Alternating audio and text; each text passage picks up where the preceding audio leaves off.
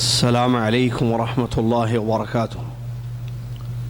الحمد لله رب العالمين، والصلاة والسلام على رسوله الأمين. أما بعد، أعوذ بالله من الشيطان الرجيم. بسم الله الرحمن الرحيم. يا أيها الذين آمنوا اتقوا الله حق تقاته ولا تموتن إلا وأنتم مسلمون.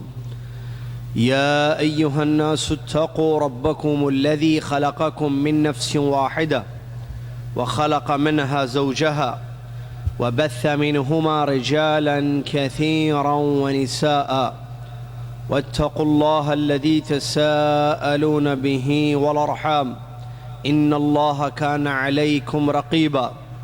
يا أيها الذين آمنوا اتقوا الله وقولوا قولا سديدا يصلح لكم أعمالكم ويغفر لكم ذنوبكم، ومن يطع الله ورسوله فقد فاز فوزا عظيما.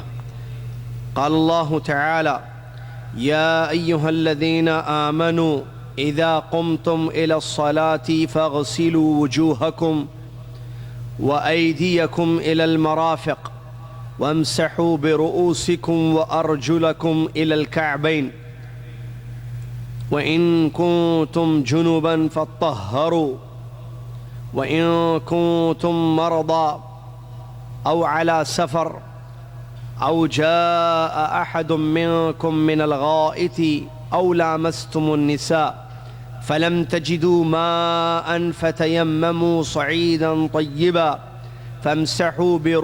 فامسحوا بوجوهكم وأيديكم منه.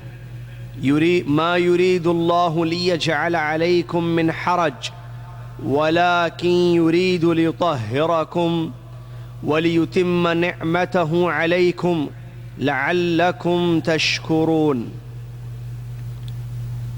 وفي الحديث قال صلى الله عليه وسلم: لا يقبل الله صلاة بغير طهور ولا صدقة من غلول.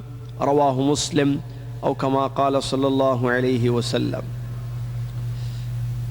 تمام تعریفیں، ہر قسم کی بڑائی اور کبریائی اللہ وحدہ لا شریک احکم الحاکمین الہ العالمین کے لیے ہی ہے، اسی لیے کہ وہ ہر قسم کی تعریف کا مستحق ہے. اس نے پیدا کیا، کھلاتا ہے، پلاتا ہے اور انسان کی ضرورتوں کو پورا کرتا ہے. سبحان اللہ و بحمدہ سبحان اللہ العظیم.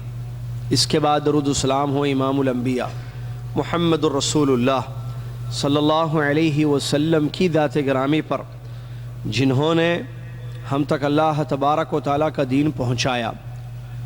وضو کے مسائل تفصیل سے بیان فرمائے، غسل کے مسائل تفصیل سے بیان فرمائے، موضوع پر خود مسح کیا اور مسح کرنے کی تفصیل بیان فرمائی. تیمم کے مسائل بھی اپنی احادیث مبارکہ میں بیان فرمایا. اللہم صلی علی محمد وعلی آل محمد کما صلیت علی ابراہیم وعلی آل ابراہیم انک حمید مجید. اللہم بارک علی محمد وعلی آل محمد کما بارکت علی ابراہیم وعلی آل ابراہیم انک حمید مجید. آج 14 رجب 1434 ہجری، 24 مئی 2013 عیسوی، مکتب جالیات شرق جدہ، مکتب دعویٰ کلو 14 کے نام سے جو مشہور ہے، اس کے تحت جو 12واں علمی دورہ طہارت کے مسائل پر چل رہا ہے، اس کی یہ آخری کلاس ہے. اس سے پہلے 2 کلاسیں ہو چکی ہیں جن میں طہارت کے مسائل مدلل آپ کی خدمت میں پیش کیے گئے.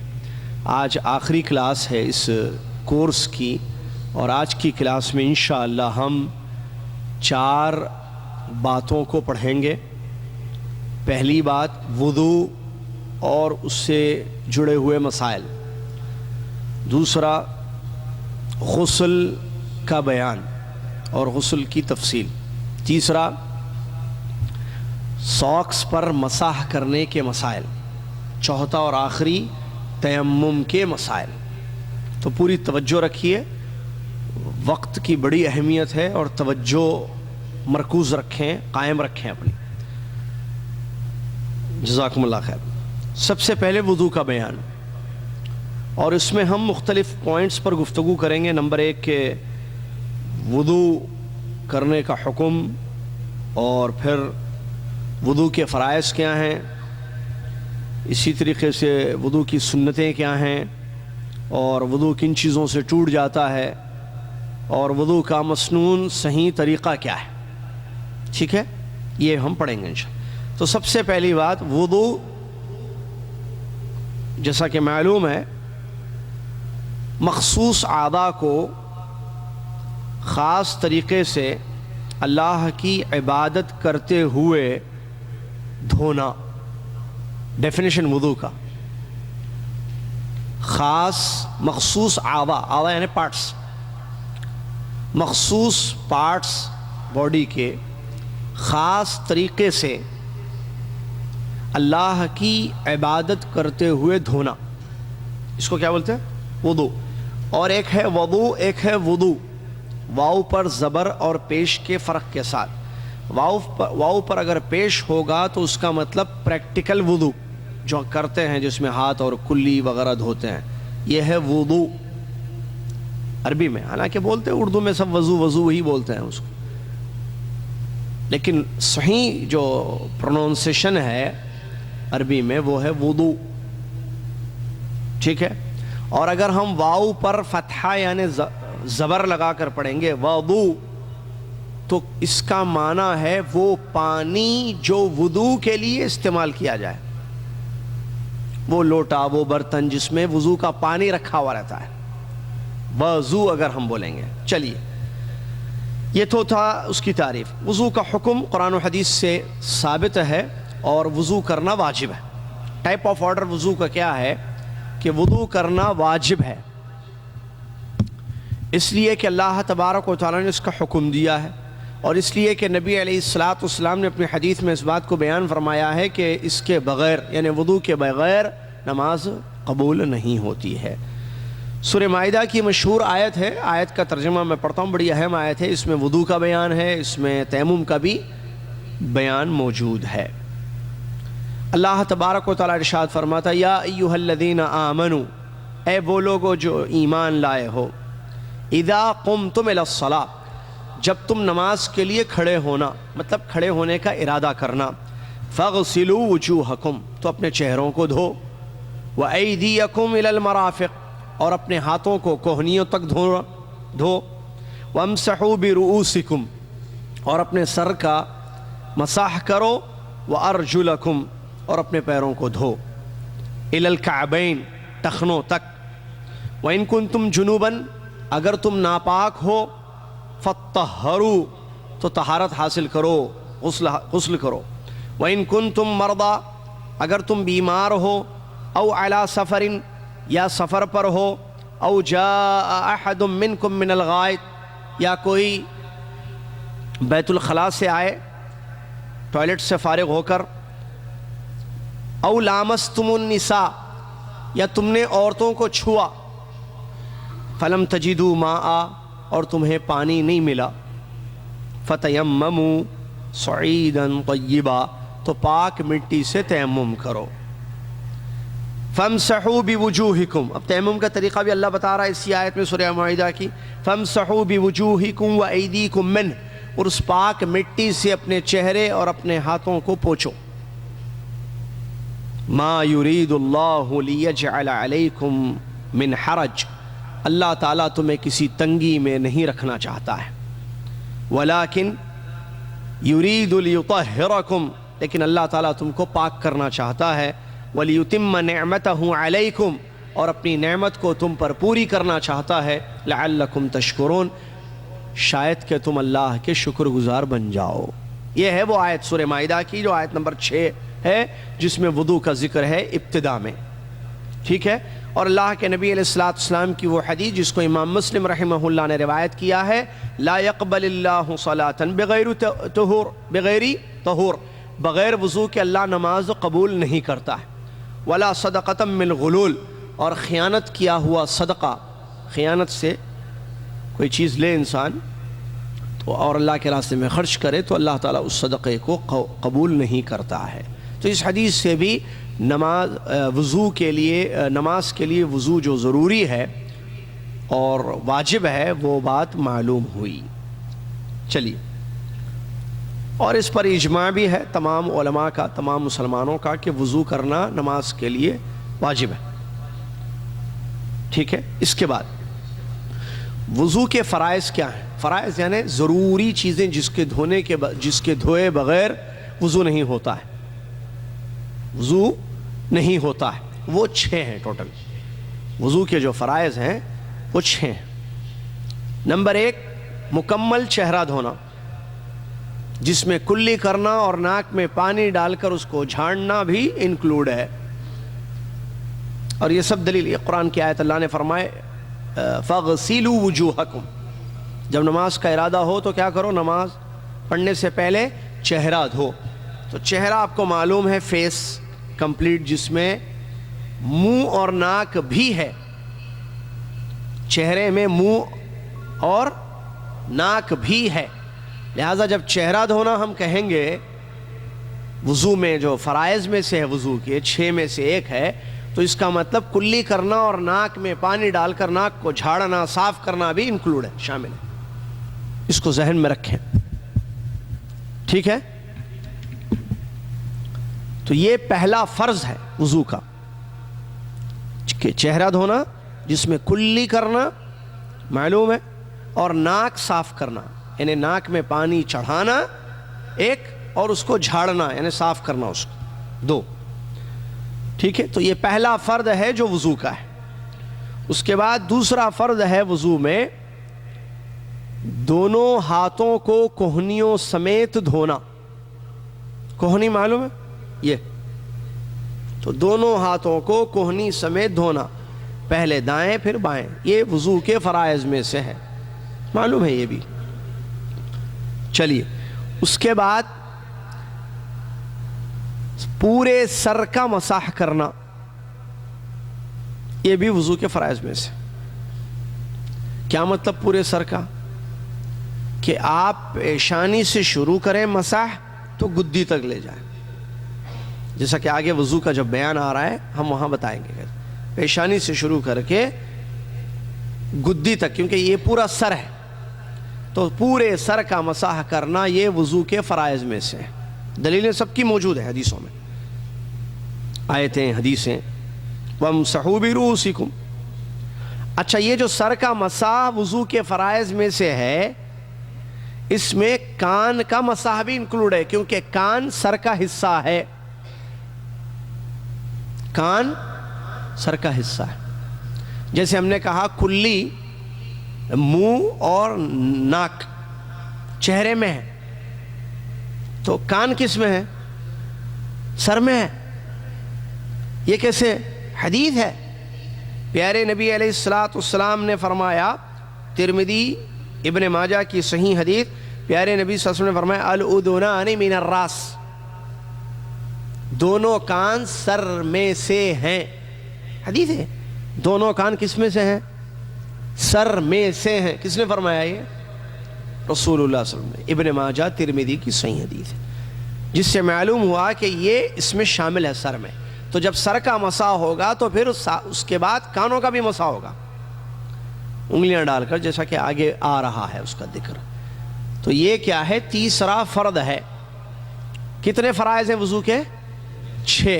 پہلا ہے مکمل چہرہ دھونا، جس میں کلی کرنا بھی ہے اور ناک صاف کرنا ناک میں. نمبر 2، دونوں ہاتھوں کو کوہنیوں تک دھونا، کوہنیوں سمیت، چھوڑنا نہیں کوہنی کو. نمبر 3، پورے سر کا مسح کرنا. چلیے، چوتھا، دونوں پیروں کو ٹخنوں سمیت دھونا. دونوں قدموں کو، دونوں پیروں کو ٹخنوں سمیت دھونا. یہ کیا ہے؟ فرض ہے یہ وضو. کتنے ہو گئے؟ 4. پانچواں ترتیب وار دھونا، ترتیب سے دھونا، پہلے ہاتھ، پھر کلی، ناک، چہرہ، مساح، پھر دونوں ہاتھ، پیر، ترتیب، آگے پیچھے نہیں ہونا. ایسے نہیں ہونا کہ پہلے پیر دھو رہے پھر سر کا مساح کر رہے. ترتیب میں گڑبڑ نہیں ہونی چاہیے، یہ فرائض میں سے ہے. کیوں؟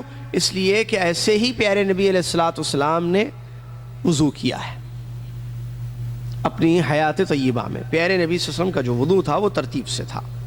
اور جتنے صحابہ نے اللہ کے نبی علیہ الصلوۃ والسلام کے وضو کو بیان فرمایا اس میں ترتیب ہے. کسی صحابی نے پیارے نبی صلی اللہ علیہ وسلم کے وضو کو آگے پیچھے نہیں بیان کیا ہے. اور عبداللہ بن زید کی مشہور جو حدیث ہے وہ اس کی دلیل ہے، جو مسلم شریف کی حدیث ہے، جس میں رسول اللہ صلی اللہ علیہ وسلم کا وضو ہے ترتیب وار.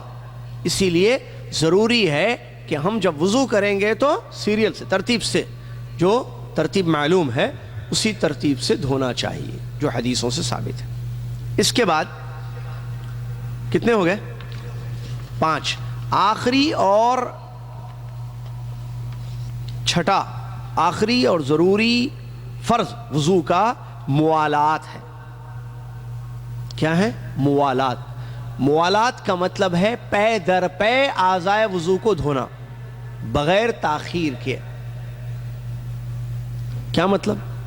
ہاتھ دھوئے تو ہاتھ دھونے کے بعد جیسے کلی کیے اور ناک صاف کیے، پھر چہرہ دھوئے اور پھر انتظار کیے تھوڑی دیر، یا فون پر بات کر لیے کسی سے، اس کے بعد دونوں ہاتھوں کو دھوئے، پھر تاخیر کیے، پھر سر کا مسح کیے. تو بیچ میں تاخیر نہیں ہونی چاہیے، کنٹینیو دھونا چاہیے بغیر، اس کو بولتے ہیں موالات، بغیر تاخیر کے دھونا. اب اس کی کیا حد ہے تو اہل علم نے بیان کیا، اتنی تاخیر نہ ہو، پہلے تو تاخیر نہیں کرنا، لیکن ہلکا سا اگر کچھ سیکنڈ کا فرق آئے تو، یا ایک منٹ کا فرق آ جائے تب بھی کیا وضو نہیں ہوگا؟ جیسے چہرے دھونے کے بعد ہاتھ دھونے میں تھوڑا سا فرق آ گیا تو کہا کہ تھوڑا سا فرق، کوئی فرق نہیں پڑتا ہے، تھوڑے سے فرق. اتنا فرق نہ ہو کہ دوسرا پارٹ سوکھ جائے.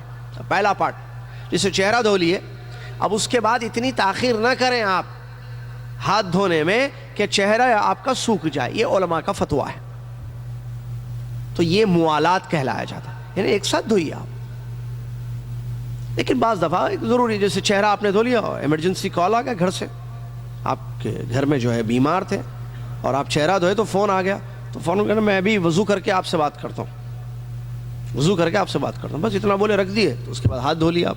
تو کچھ سیکنڈز کا فرق آیا نا، تو اس سے کوئی فرق نہیں پڑتا ہے. لیکن اتنا نہ ہو کہ سوکھ جائے پارٹ، وہ وضو جس کو آپ نے دھویا ہے پہلے.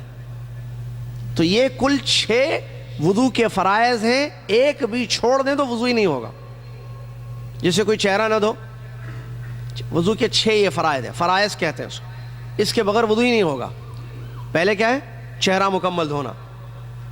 یہ ترتیب آگے پیچھے بولے، اس میں ترتیب میں فرق نہیں پڑتا ہے. فرائض کو جب ہم ذکر کریں تو اس میں آگے پیچھے ہو تو فرق نہیں پڑتا ہے، لیکن وضو کرنے میں ترتیب ضروری ہے، بتانے میں آگے پیچھے ہونے سے کوئی فرق نہیں پڑتا ہے. یا آپ جواب دے رہے تو اس میں آگے پیچھے ہو گیا، اس سے کوئی فرق نہیں پڑتا.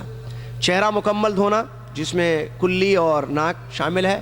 نمبر 2، دونوں ہاتھوں کو کونیوں سمیت دھونا. نمبر 3، پورے سر کا مسح کرنا، یعنی پیشانی سے گدی تک. اور نمبر 4، پیروں کو ٹخنوں سمیت دھونا. نمبر 5، ترتیب وار دھونا جو ترتیب حدیث سے ثابت ہے. اور نمبر 6 اور آخری، موالات، بغیر تاخیر کے اعضائے وضو کو دھو دینا. یہ کل 6 فرائض ہیں وضو کے، جس کے بغیر وضو نہیں ہوتا. ایک بھی چھوڑ دیے، ترتیب میں گڑبڑ ہوگی، وضو نہیں ہوگا. چہرہ نہیں دھوئے، وضو نہیں ہوگا. ہاتھ نہیں دھوئے، وضو نہیں ہوگا. پیر نہیں دھوئے، وضو نہیں ہوگا. مسح نہیں کیے سر کا، وضو نہیں ہوگا. تاخیر کر دیے درمیان میں دھونے میں، وضو نہیں ہوگا. اس کو اچھی طریقے سے ذہن میں رکھیں. اس کے بعد وضو کی سنتیں. یہ فرض اور سنت میں فرق کیا ہے؟ فرض یعنی وہ کام جس کے، جنرل سمجھے، ذہن میں رکھیں. فرض کہتے ہیں وہ کام جس کے بغیر آپ کا وہ عمل یا وہ عبادت پوری نہیں ہوگی. جیسے یہ 6 جو فرائض ہیں، ایک بھی اگر کوئی انسان بھول جائے یا چھوڑ دے تو اس کا وضو نہیں ہوگا. اس کے علاوہ سنتیں ہیں کچھ وضو کی. سنتیں مطلب یہ بھی کرنا چاہیے، اچھی چیز ہے، لیکن اگر کوئی بھول جائے سنتوں میں سے کوئی سنت وضو کی تو اس کا وضو درست ہے، یہ ذہن میں رکھیے۔ اس میں نمبر ایک ہے، پہلا ہے بسم اللہ کہنا شروع میں، یہ سنت ہے، وضو کے ابتدا میں بسم اللہ کہنا۔ تو اگر کوئی شروع وضو میں بسم اللہ کہنا بھول جائے اور درمیان میں اس کو یاد آ گیا، جیسے وہ چہرہ دھو رہا تھا یا سر کا مسح کر رہا تھا، اس کو یاد آ گیا، تو کیا کرے گا؟ وہ اسی وقت پڑھ لے گا بسم اللہ، ٹھیک ہے؟ چلیے، ایسے بھی ہو سکتا ہے کہ شروع میں بسم اللہ پڑھنا بھول گیا، درمیان میں بھی یاد نہیں آیا، اور اس نے وضو کمپلیٹ کر لیا، اپنا مکمل دھو لیا، پیر بھی دھو لیا۔ اب وضو ختم کرنے کے بعد اس کو یاد آیا کہ میں تو شروع میں بسم اللہ نہیں پڑھا۔ اب سوال، کیا اس کو دوبارہ وضو کرنا واجب ہے، یا اس کا وضو باطل ہو گیا، یا اس کا وضو بالکل صحیح ہے، یہ باقاعدہ نماز پڑھ سکتا ہے یا طواف کر سکتا ہے؟ تیسرا جواب صحیح ہے۔ یہ شخص جو شروع میں وضو کرنا بھول گیا، درمیان میں بھی یاد نہیں آیا، وضو ختم ہونے کے بعد یاد آیا کہ میں شروع میں بسم اللہ نہیں پڑھا تھا۔ دیکھیں کتنا باریک مسئلہ ہے، لوگ پریشان ہو جاتے ہیں جب مسئلہ نہیں معلوم ہے تو کیا کرتے ہیں؟ دوبارہ وضو کرتے ہیں، کیونکہ ارے بسم اللہ ہی نہیں بولے تو وضو کیسے ہوگا؟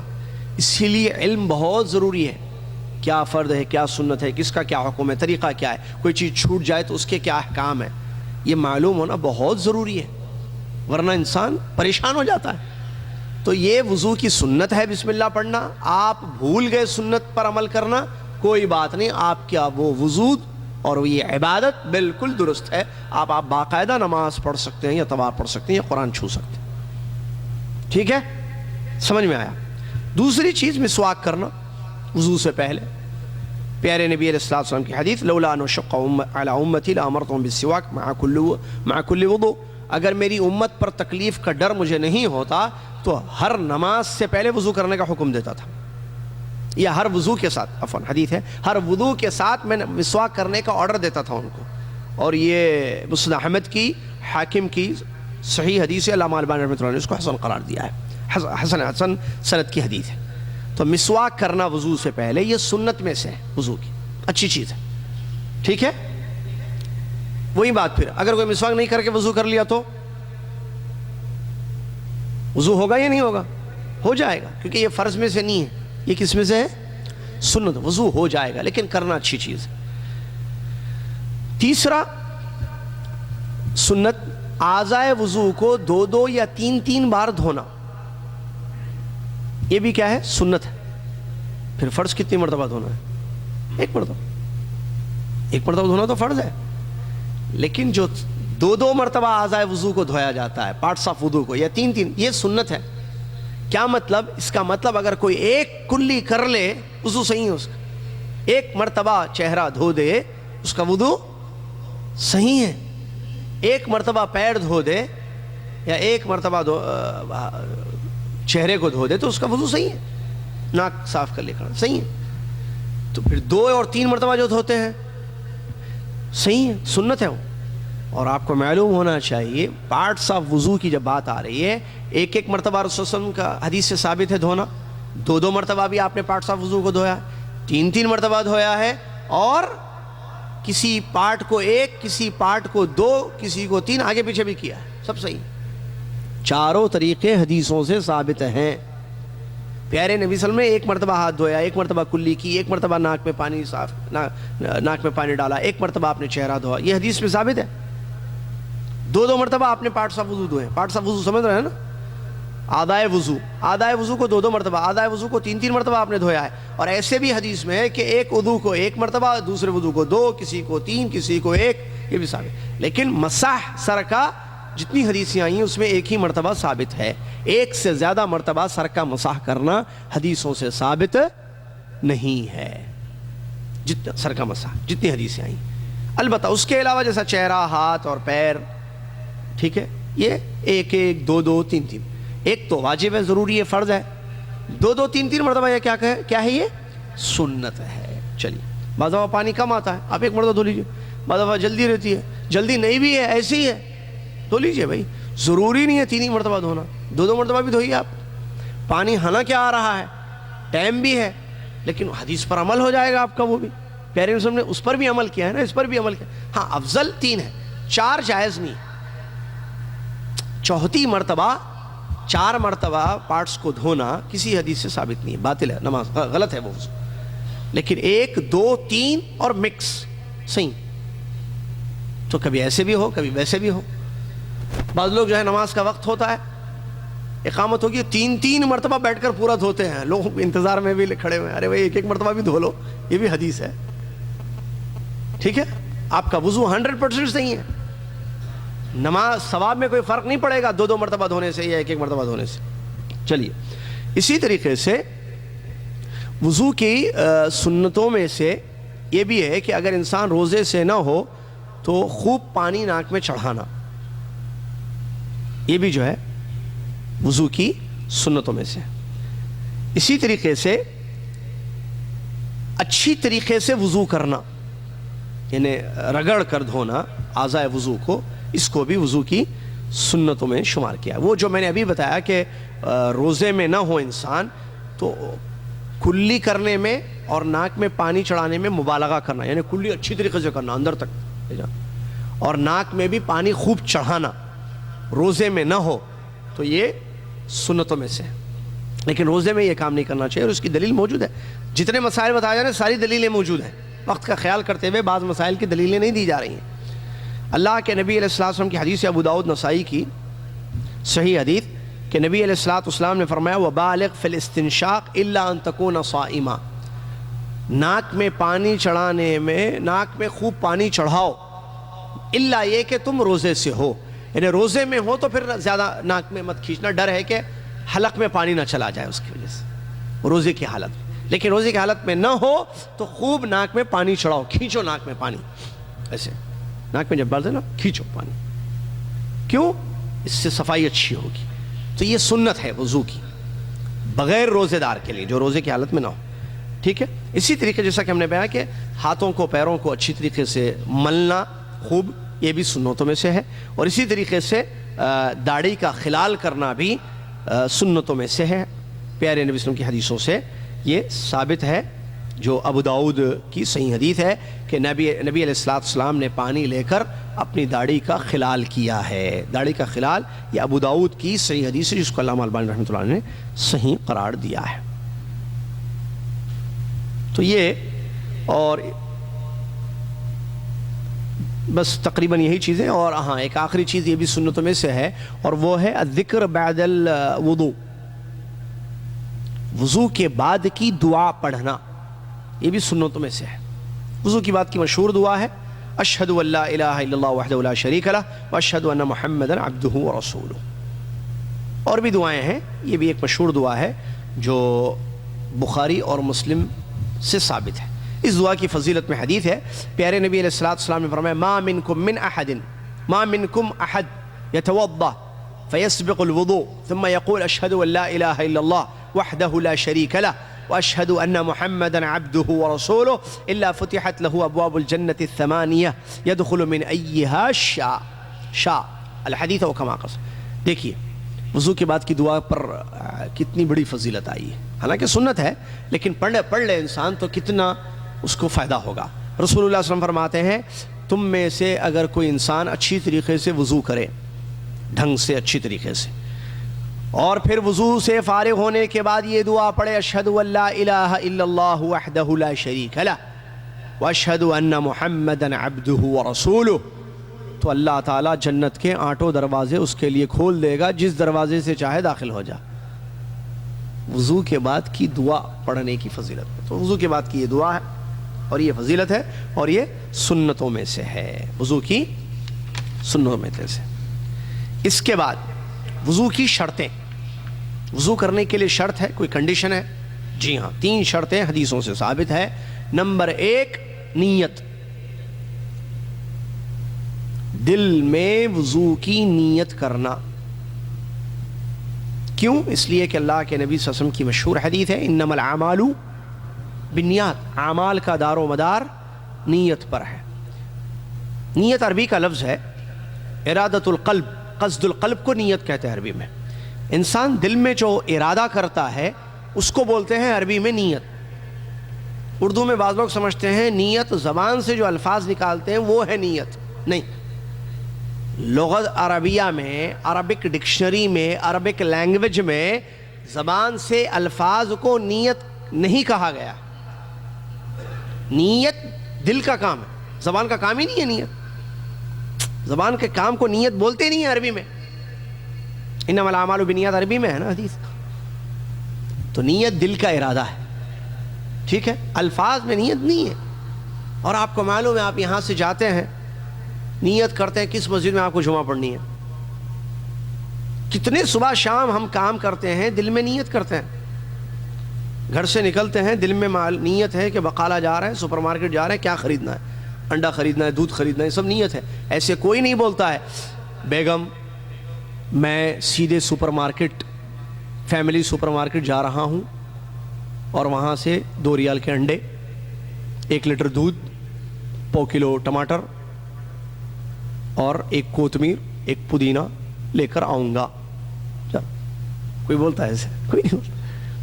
ایسے کتنے کام آپ آفس میں، دن میں، صبح اور شام کتنے کام کرتے ہیں، نیت کر کے کرتے ہیں. آپ کو معلوم ہے آپ بغیر نیت کے کام نہیں کرتے ہیں. آپ اور ہم کتنے کام کرتے ہیں. آپ کو فون نکالتے ہیں، دل میں نیت ہوتی ہے ایک انسان کو کال کرنے کی، جسے آفس کے کسی آدمی سے بات کرنی ہے آپ کو اپنے آفس سے. تو آپ کیا کرتے ہیں؟ کانٹیکٹس میں اس کا نمبر نکالتے ہیں. جب دل میں ایک نیت پیدا ہوتی ہے تو ایٹومیٹکلی اس پر عمل انسان کرنے لگتا ہے. یہ ہے نیت. تو وضو کی نیت شرط ہے وضو کے لیے، اور یہ ہے دل کا ارادہ. زبان سے نہیں بولنا ہے کہ میں جمعہ کی نماز کے لیے آج وضو کرنے جا رہا ہوں. نماز کے لیے بولتے لوگ، وضو کے لیے نہیں بولتے. بعض لوگ نماز میں پڑھتے ہیں نیت ایسی، جبکہ حدیث سے نماز کی نیت بھی ثابت نہیں ہے. الفاظ کی نیت، پیارے نبی صلی اللہ علیہ وسلم دل میں نیت. ٹھیک ہے، تو وضو کے شرائط میں سے ہے کہ انسان دل میں نیت کرے. کس کی؟ وضو کی، طہارت کی. اور یہ ہوتی ہے، آپ دیکھیے میں مثال دیتا ہوں.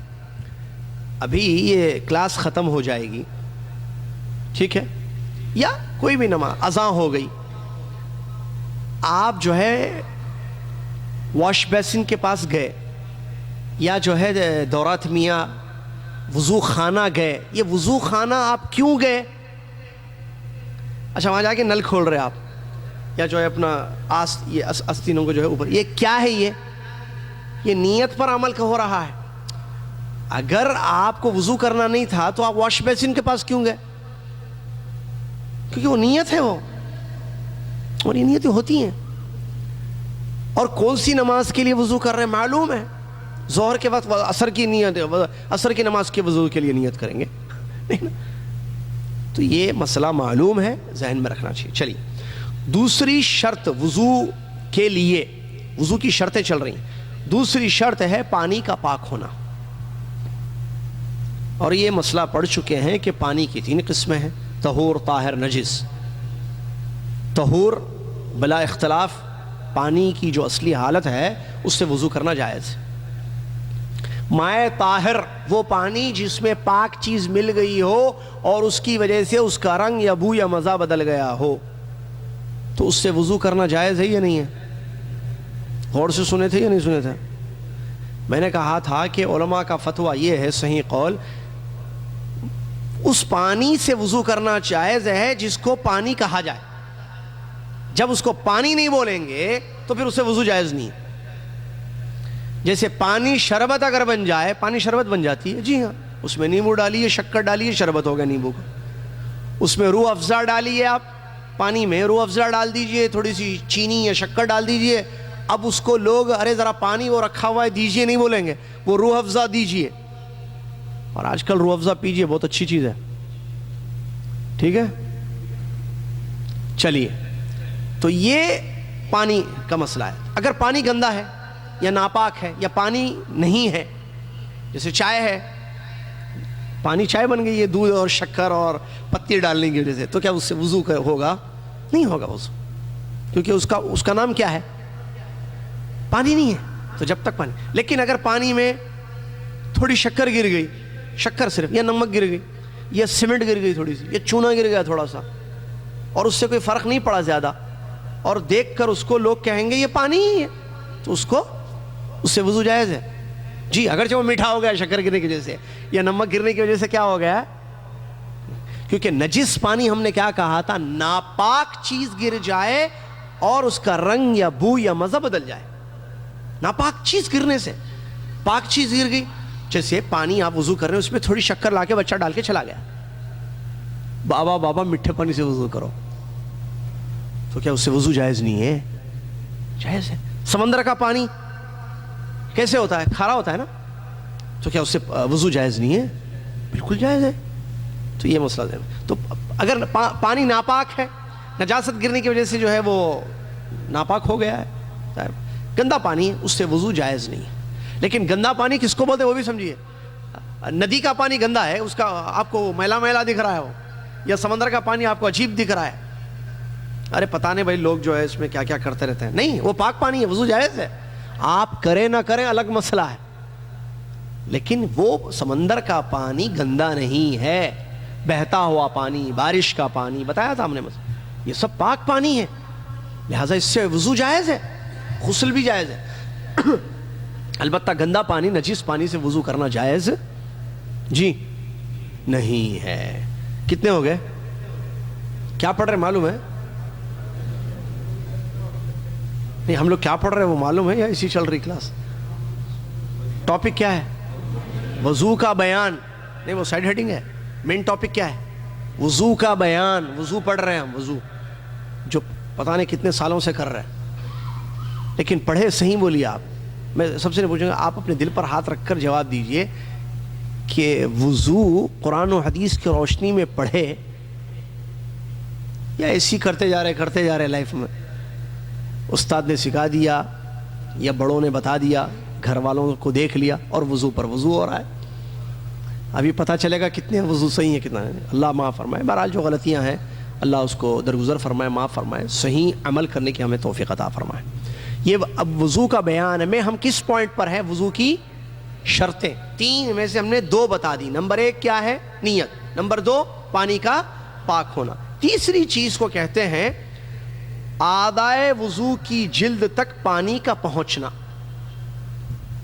اعضائے وضو یعنی پارٹس آف وضو معلوم ہے نا آپ کو، ہاتھ، چہرہ اور پیر، اس پر پانی پہنچنا، کیا مطلب؟ لگنا پانی، یہ شرط ہے۔ کیا ہے یہ؟ شرط ہے۔ اگر آپ کے ہاتھ یا چہرے یا پیر پر کوئی ایسی چیز ہے جو پانی کو سکن، جلد تک نہیں پہنچنے دے رہی ہے، وضو ہوگا؟ نہیں ہوگا۔ یہ ذہن میں رکھیے، وضو کا پہنچنا ضروری ہے، لگنا پانی۔ لیکن بعض ایسی چیز، جیسے مثال اس کی، لیڈیز میک اپ تو کرتی ہیں، اور میک اپ کرنا عورتوں کے لیے حرام ہے یا حلال ہے؟ بعض لوگ بولتے حرام، میک اپ، عورت، اللہ والی عورت میک اپ کرتی، حرام۔ سیدھی سادی رہنا، بالکل اللہ کو سادگی پسند ہے۔ دیکھیں کہاں سے کہاں ملا دیے مسئلے۔ سادگی اللہ کو پسند ہے، لیکن what do you mean by سادگی؟ بھئی آپ کی سادگی کون سی ہے بھائی؟ آپ کی سادگی کہیں وہ تو نہیں ہے کہ میں، میری بیوی، میرے بچے، نہیں سمجھ رہے، میں، میری بیوی۔ دوسرے پڑوسی مسلمان بھائی کیا کہتے ہیں، نہیں میں سیدھا سادہ ہوں، میں کسی کے معاملے میں نہیں پڑتا ہوں، وہ سب پڑوسی میرا بیمار ہے، مر رہا ہے، اس کو کھانے کی ضرورت ہے، اس کو پینے کی، مجھے یہ سب پڑھنا ہے، میں ان میں نہیں پڑتا ہوں، میں سیدھا سادہ بندہ ہوں۔ یہ سادگی نہیں ہے بھائی، ٹھیک ہے؟ یا سادگی کا معنی کہیں یہ تو نہیں لے رہے ہیں کہ اللہ کے حلال کردہ چیزوں کو بھی استعمال کرنا آپ حرام سمجھ رہے ہیں؟ استعمال نہیں کر رہے ہیں الگ مسئلہ ہے۔ انڈا حلال ہے یا نہیں ہے؟ ضروری ہے کھانا، نہیں سمجھ رہے مسئلے کو۔ انڈا حلال ہے یا حرام ہے؟ حلال ہے نا، گردے کپورے حلال ہے، کھانا واجب ہے، ہر مسلمان انڈا کھانا، نہیں کھائے تو گناہ ہوتا، ایسا ہے نہیں ہے بھائی، حلال ہے۔ لیکن پسند ناپسند اپنی جگہ ہے مسئلہ، پسند نہیں آ رہی، پسند ناپسند اپنی جگہ ہے مسئلہ، لیکن حلال ہے۔ تو سادگی یہ نہیں ہے کہ حلال کو ہم حرام سمجھیں یا حرام کو حلال، نعوذ باللہ من ذالک۔ عورتوں کے لیے میک اپ جائز ہے یا جائز نہیں ہے؟ جائز ہے. کس نے منع کیا؟ اللہ تعالیٰ نے قرآن میں فرمایا جعل لکم مما فی الارض حلالا طیبا، زمین کی ساری چیزیں تمہارے لیے ہم نے حلال کر دی ہیں. ہاں اگر میک اپ میں ایسی چیزیں یوز ہو رہی ہیں جس پر حدیثیں آئی ہیں تو جائز نہیں ہے. مثال، میک اپ ایسا ہو رہا ہے کہ جس میں مردوں کی مشابہت ہو رہی ہے، بال عورت چھوٹے چھوٹے کر لی بالکل لڑکوں کے بچوں کی جیسے، بابی کٹ، پاپ کٹ، پتہ نہیں کیا کیا کٹ بولتے اس کو، تو یہ حرام ہے. اسی طریقے سے میک اپ میں اگر انسان یعنی عورت ایسی چیز استعمال، جیسے لپسٹک ہے، لپسٹک اس میں جو ہے ایسی لپسٹک یوز ہو رہی ہے جس میں خنزیر کی چربی ملی ہوئی ہے، حرام ہے. یا میک اپ میں عورت کیا کر رہی ہے، اپنی کیا بولتے ہیں اس کو، بھوؤں کو نکال رہی ہے، یہ کان کے آنکھ کے اوپر کے جو بال ہیں اس کو نکال رہی ہے. یا میک اپ میں کیا کر رہی ہے، اپنے چوٹی کے بالوں میں بالوں کو جوڑ رہی ہے. بالوں کو بالوں میں جوڑنا، بالوں میں بالوں کو جوڑنا جائز نہیں ہے، لعنت اتری ہے. اسی طریقے سے یہ بہو بنانے والی عورتوں پر بھی لعنت اتری ہے، مردوں کی مشابہت کرنے والی عورتوں پر بھی لعنت اتری ہے. خنزیر حرام ہے. تو میک اپ تو جائز ہے لیکن اس میں ایسی چیزیں نہ ہوں جو ممنوع ہیں. یا میک اپ کی عورت لیکن دنیا والوں کو بتانے کے لیے، شوہر کے لیے نہیں، جیسے جو ہے ٹھیک ہے ایسی چیزیں جائز نہیں ہے.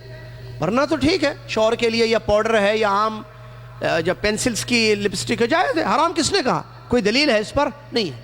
اچھا اسی طریقے سے یہ کیا بولتے ہیں اس کو، paints, nail polish, nail polish بھی جائز ہے لیکن اگر ایسی نیل پالش یوز کی جا رہی ہے جس میں خنزیر کی چربی ملی ہوئی ہے، نعوذ باللہ من ذالک، یا کوئی حرام چیز سے تیار کی گئی ہے وہ پالش، تو وہ جائز نہیں. ٹھیک ہے. چلیے بات آیا تھا وضو کا. تو بعض خواتین کیا کرتی ہیں، نیل پالش ایسی یوز کرتی ہیں جو پانی کے پہنچنے کو روکتی ہے. اب وہ انگور کیا کہتے ہیں اس کو، ناخنوں پر پالش ہے، پالش ہی بولتے ہیں نا، ناخنوں پر پالش ہے. اب اس سے وضو کر رہی ہے، پانی ناخن کو نہیں لگ رہا ہے، تو وضو ہوگا اس عورت کا؟ نہیں ہوگا. لیکن اگر کوئی عورت وضو کر لے اس کے بعد لگا لے تو ہو جائے، الگ مسئلہ ہے. لہٰذا یہ وضو کی شرائط میں سے ہے کہ پانی کے پہنچنے سے روکنے والی جو چیزیں ہیں اس کو دور کرنا. تو یہ 3 شرطیں ہیں وضو کے سلسلے میں. چلیے اس کے بعد آخری مسئلہ وضو توڑنے والی چیزیں. وضو کے فرائض ہو گئے، سنت ہو گئے، ٹھیک ہے، اور واجب فرائض ہو گئے، سنتیں ہو گئے، اور کیا، شروط ہو گئے. وضو توڑنے والی چیزیں، یہ بھی بڑا اہم مسئلہ ہے. بعض لوگ سمجھتے ہیں کہ جو بھی گناہ ہے اس گناہ سے وضو ٹوٹ جائے گا. گناہ سے کوئی بھی گناہ کر لیں آپ وضو کر کے تو وضو ختم ہو جائے گا آپ کا. غلط. مثال کیا ہے، گانا حرام ہے، گناہ ہے یا نیکی ہے؟ گناہ ہے. گانا حرام ہے، جائز نہیں ہے، گناہ ہے، اللہ ناراض ہوتا ہے. اگر کوئی وضو کر لے اس کے بعد گانا گایا، گنگناتے ہوئے چلا مسجد میں، غلطی ہے بہت بڑی. ارے کیسا آدمی ہے، وضو کے بعد بھی نہیں گانا، وضو سے پہلے بھی گانا نہیں گانا، کبھی بھی نہیں گانا. لیکن اگر کوئی وضو کے بعد گا لے تو اس کا گناہ تو ملے گا، وضو ٹوٹے گا نہیں ٹوٹے. اچھا گالی دینا حرام ہے اسلام میں. دوسری آخری مثال، ہاں حرام ہے، فسوق. رسول نے فرمایا سباب المسلم فسوق، گالی دینا فسق ہے، ایک برا کام ہے. مومن گالی نہیں دیتا ہے، گناہ ہے. اگر کوئی وضو کر کے گالی دے دے تو تب بھی گناہ ہے، اس کو تب بھی گناہ ہے. اچھا وضو وہ ٹوٹ جائے گا کیا اس گالی کی وجہ سے؟ نہیں ٹوٹے گا. ارے گناہ بول رہے ٹوٹتا نہیں بول رہے، ارے ہاں بھائی گناہ ہے ٹوٹتا نہیں، ہر گناہ سے نہیں ٹوٹتا وضو انہی چیزوں سے ٹوٹتا ہے جس کا ذکر پیارے نبی محمد الرسول اللہ صلی اللہ علیہ وسلم نے حدیثوں میں فرمایا ہے. بس دین میرا آپ کا نہیں ہے، دین کس کا ہے؟ اللہ کا. ہمارے لیے اس نے اتارا. جو حلال تھا حلال کیا، جو حرام تھا حرام تھا. وضو توڑنے والی چیزیں جو بتانی تھی اپنے نبی رسول محمد صلی اللہ علیہ وسلم کو اس نے بتا دی، انہی چیزوں سے ٹوٹے گا وضو بس. ٹھیک ہے نا؟ اور وہ حدیثوں میں موجود ہے جو آپ کی خدمت میں یہاں پیش کی جا رہے ہیں. 5 قسم کی چیزیں ہیں وہ جن سے وضو انسان کا ٹوٹ جاتا ہے اور باطل ہو جاتا ہے. اس میں پہلی چیز جس سے وضو ٹوٹ جاتا ہے وہ ہے خارج من السبیلین، 2 راستوں سے نکلنے والی چیزیں، یعنی پیشاب اور پاخانہ، اس سے وضو ٹوٹ جاتا ہے. اسی طریقے سے مدی یا ودی بتا دیا گیا تھا، اس سے مدی ودی اور پیشاب اور ٹوائلٹ، اس سے وضو انسان کا ٹوٹ جاتا ہے. مطلب معلوم ہے یہ چیزیں، اور اس کی دلیل ہے بخاری مسلم ترمذی کی حدیث ہے. اگر کسی نے وضو کیا، وضو کی حالت میں تھا، اس کے بعد وہ پیشاب کرنے گیا، پیشاب سے فارغ ہو گیا، وضو باقی رہے گا اس کا؟ نہیں رہے گا. کوئی وضو کی حالت میں تھا اور اس سے مدی نکل گئی، جو جذبات میں ہلکا لیزدار پانی کا مادہ نکلتا ہے، مدی کہہ رہا ہوں، ٹوٹ گیا وضو. اگر کوئی وضو کی حالت میں تھا اور اس کو حمام کی ضرورت پڑی، وہ حمام سے فارغ ہوا، حمام سے مطلب ٹوائلٹ، حمام سے فارغ ہو گیا، تو کیا اس کا وضو باقی رہے گا؟ نہیں، وضو ٹوٹ جائے گا. معلوم ہے یہ تو سب کو. یہ پہلی چیز ہے جو حدیثوں سے ثابت ہے. دوسری چیز ہے نیند، گہری نیند سونا. گہری نیند سونے سے بھی وضو ٹوٹ جاتا ہے. گہری نیند سونے سے اصل میں، اور یہ ابو داؤد کی حسن حدیث اس کی دلیل ہے، نیند اصل میں نیند وضو توڑنے والی چیز نہیں ہے. اس مسئلے کو، ایک پوائنٹ کو، ایک علمی بات کو سنتے چلیں. اس کو علماء نے فرمایا مظنۃ الحدث. نیند اصل وضو نہیں ٹوٹتی ہے. اسی لیے دیکھیں ہلکی نیند سے وضو نہیں ٹوٹتا ہے، ورنہ نیند اگر وضو توڑنے والی چیز ہے تو انسان اونگ میں بھی وضو کر لے.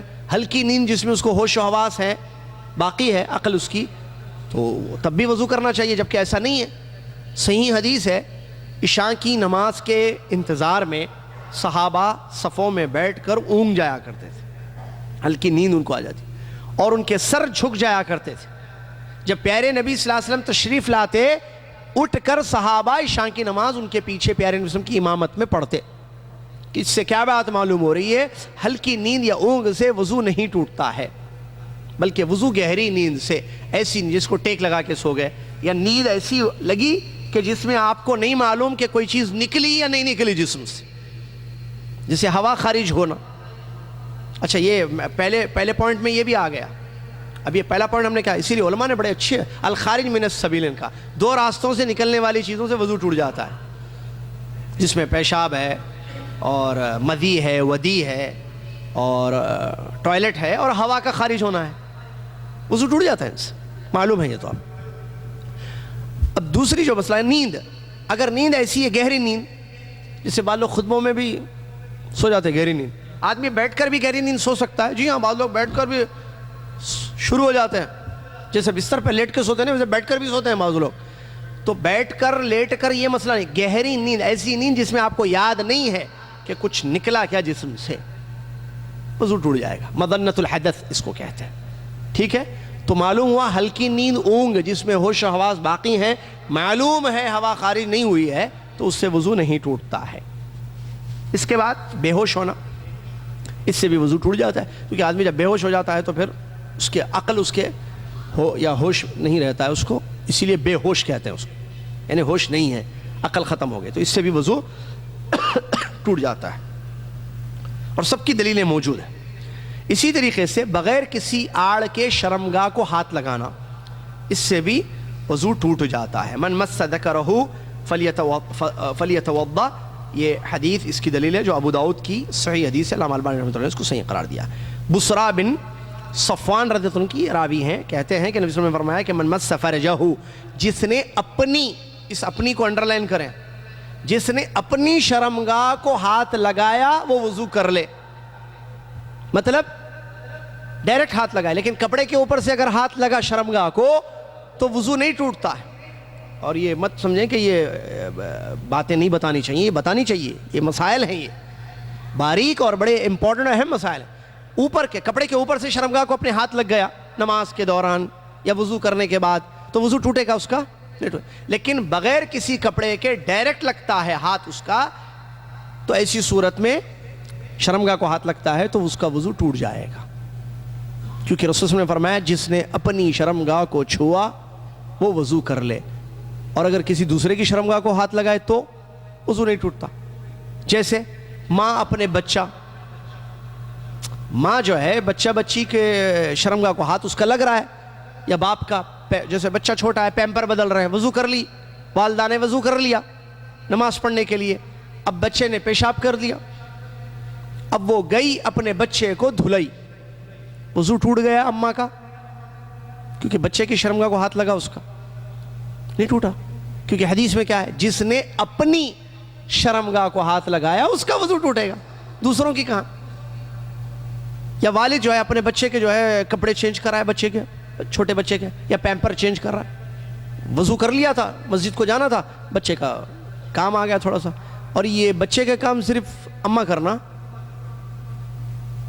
ہم صرف پیسہ کمانا نہیں، گھر کے کام بھی کرنا پیارے نبی صلی اللہ علیہ وسلم کی سنت ہے۔ گھر کے کام میں اپنی بیوی کا ہاتھ بٹانا پیارے نبی صلی اللہ علیہ وسلم کی سنت مبارکہ ہے، جس کی حدیثیں موجود ہیں۔ چلیے کتنی چیزیں ہو گئیں؟ گنے نہیں گنے، بہرحال چھوڑیے۔ دو راستوں سے چیزیں نکلنا، پیشاب وغیرہ جو بتایا ہم نے، دوسرا گہری نیند سونا، بے ہوش ہو جانا، اور بغیر کسی آڑ کے شرمگاہ کو ڈائریکٹ ہاتھ لگانا۔ آخری چیز جس سے وضو ٹوٹ جاتا ہے وہ ہے اونٹ کا گوشت کھانا۔ اونٹ کا گوشت کھانے سے بھی وضو ٹوٹ جاتا ہے۔ کیوں ہم کہہ رہے ہیں اونٹ کا گوشت؟ اور میں نے جیسے بتایا ہر پوائنٹ پر حدیث ہے، صحیح حدیثیں موجود ہیں، تو اونٹ کا گوشت کھانے سے بھی وضو ٹوٹ جاتا ہے۔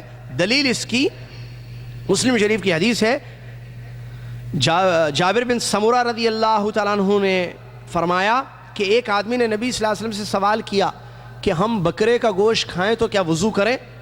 تو آپ صلی اللہ علیہ وسلم نے فرمایا کہ مرضی، چاہے تو کرو چاہے تو مت کرو، مرضی تمہاری، دیکھیے چاہے تو کرو چاہے تو مت کرو۔ پھر اس آدمی نے دوسرا سوال کیا، ہم اونٹ کا گوشت کھاتے ہیں، کیا وضو کرنا اونٹ کا گوشت کھانے سے؟ آپ نے فرمایا کہ ہاں، اونٹ کا گوشت کھانے سے وضو کرو۔ یہ دلیل ہے اس بات کی کہ اونٹ کا گوشت کھانے سے وضو کرنا، اور یہ حدیث مسلم شریف کی حدیث ہے۔ تو یہ چیزیں وضو کو توڑ دیتی ہیں، جو 5 یا 6 جو ہے، اگر آپ الگ الگ کریں گے تو زیادہ ہو جائیں گی، وہ 7 تک پہنچ جائیں گی۔ ایک پہلے پوائنٹ میں ہم نے کئی چیزوں کو ذکر کیا ہے، 2 راستوں سے نکل، جیسے پیشاب ہے، پاخانہ ہے، ہوا کا خارج ہونا ہے، مدی ہے، ودی ہے۔ اب الگ الگ ذکر کریں گے تو نمبر بڑھ جائے گا اس کا۔ اصل مسئلہ نمبر نہیں ہے، آپ کو سمجھانا ہے کہ کیا کیا چیزیں ہیں جو وضو کو توڑ دیتی ہیں۔ ان کے علاوہ کسی چیز سے وضو نہیں ٹوٹتا ہے۔ ہاں، جس سے غسل واجب ہو جاتا ہے تو وضو بھی ختم، وہ تو معلوم ہی ہے، لیکن اس کے علاوہ جیسے انسان گناہ کر لے، ہم نے بتایا گالی دے غلطی سے نہیں، جان بوجھ کر بھی دے، گنہگار تو ہوگا لیکن وضو نہیں ٹوٹے گا اس کا۔ یا چلتے چلتے جو ہے نظر پڑ گئی حرام چیز پر، وضو نہیں ٹوٹے گا۔ یا سور کا نام لے لیا، بعض لوگ بولتے ہیں سور کا نام لینے سے وضو ٹوٹ جاتا ہے، کیونکہ سور بولنا بھائی یہ دماغ سے نہیں ہے وضو کا تعلق، کہ ہم کو جو برا لگ رہا ہے، بھائی کیسے لوگ سمجھتے ہیں کہ گالی دینے سے وضو ٹوٹتا، کہاں سے آئی بات؟ یہ معلوم ہے آپ کو، گالی دینے سے، گانا گانے سے، یا سور بولنے سے وضو ٹوٹ جاتا ہے۔ سوچے لوگ منہ سے کلی کیے، اب یہ منہ سے گندی بات کر رہے ہیں تو منہ گندا ہو گیا نا، اسے سوچے تو مدر بورڈ میں پرابلم ہو گئی۔ اسلامی سوچ ہوتی تو ہم سوچتے بھائی حدیثوں سے ثابت نہیں ہے، مسئلہ ختم۔ منہ تو ٹھیک ہے، پاک ہے، لیکن گالی دینے کو رسول اللہ صلی اللہ علیہ وسلم نے وضو کے توڑنے والی چیزوں میں ذکر نہیں کیا ہے، تو ہم کیسے کہیں گے نہیں بھائی کم سے کم کلی تو کر لینا چاہیے؟ یہ کہاں سے لائے پھر؟ اب یہ کم سے کم کلی کہاں سے لا لیے؟ دین ہے نا یہ، گالی دے دیے تو کلی کر لو نماز کو جاتے جاتے، یہ کہاں ہے کلی کرنا؟ دودھ وغیرہ کے سلسلے میں تو ملتا ہے چکناہٹ جس میں ہو، لیکن یہ کہاں ہے گالی دینے سے؟ نہیں۔ لہٰذا ان چیزوں کا جن کا ذکر احادیث مبارکہ میں ہے، ان کے علاوہ کسی اور چیز سے وضو نہیں ٹوٹتا ہے۔ چلیے، اگر کوئی بھول جائے اور نماز پڑھ لے، وضو کرنا وہ بھول گیا اور نماز شروع کر دیا، صحیح ہے؟ کیا کرنا پڑے گا اس کو؟ نماز باطل ہے اس کی، اس کو دہرانا پڑے گا۔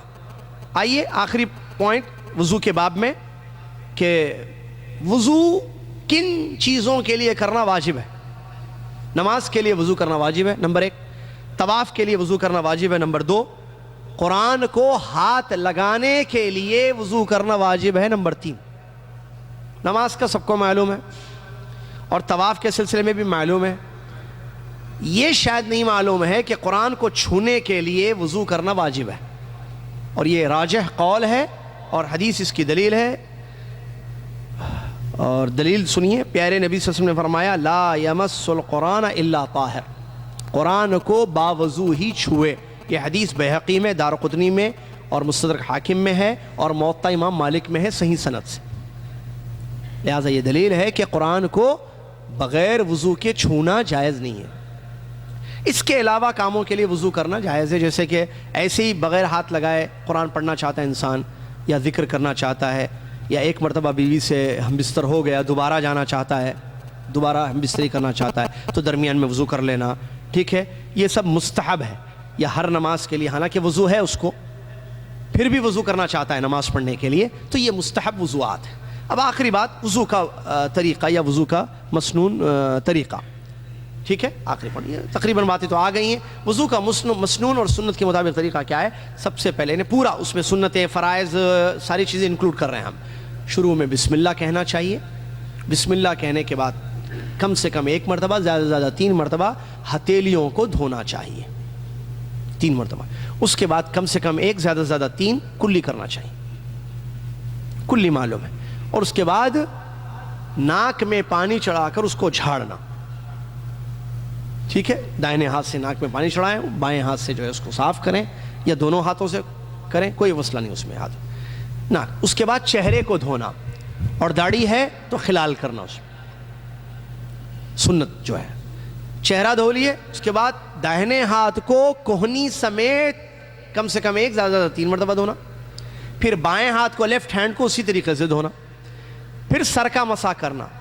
سر کا مسح کیسے کریں گے کہ پانی لیں گے, ٹھیک ہے, تو پیشانی سے شروعات ہوگی اور گدی تک دونوں ہاتھوں کو لے جائیں گے, پھر واپس لائیں گے.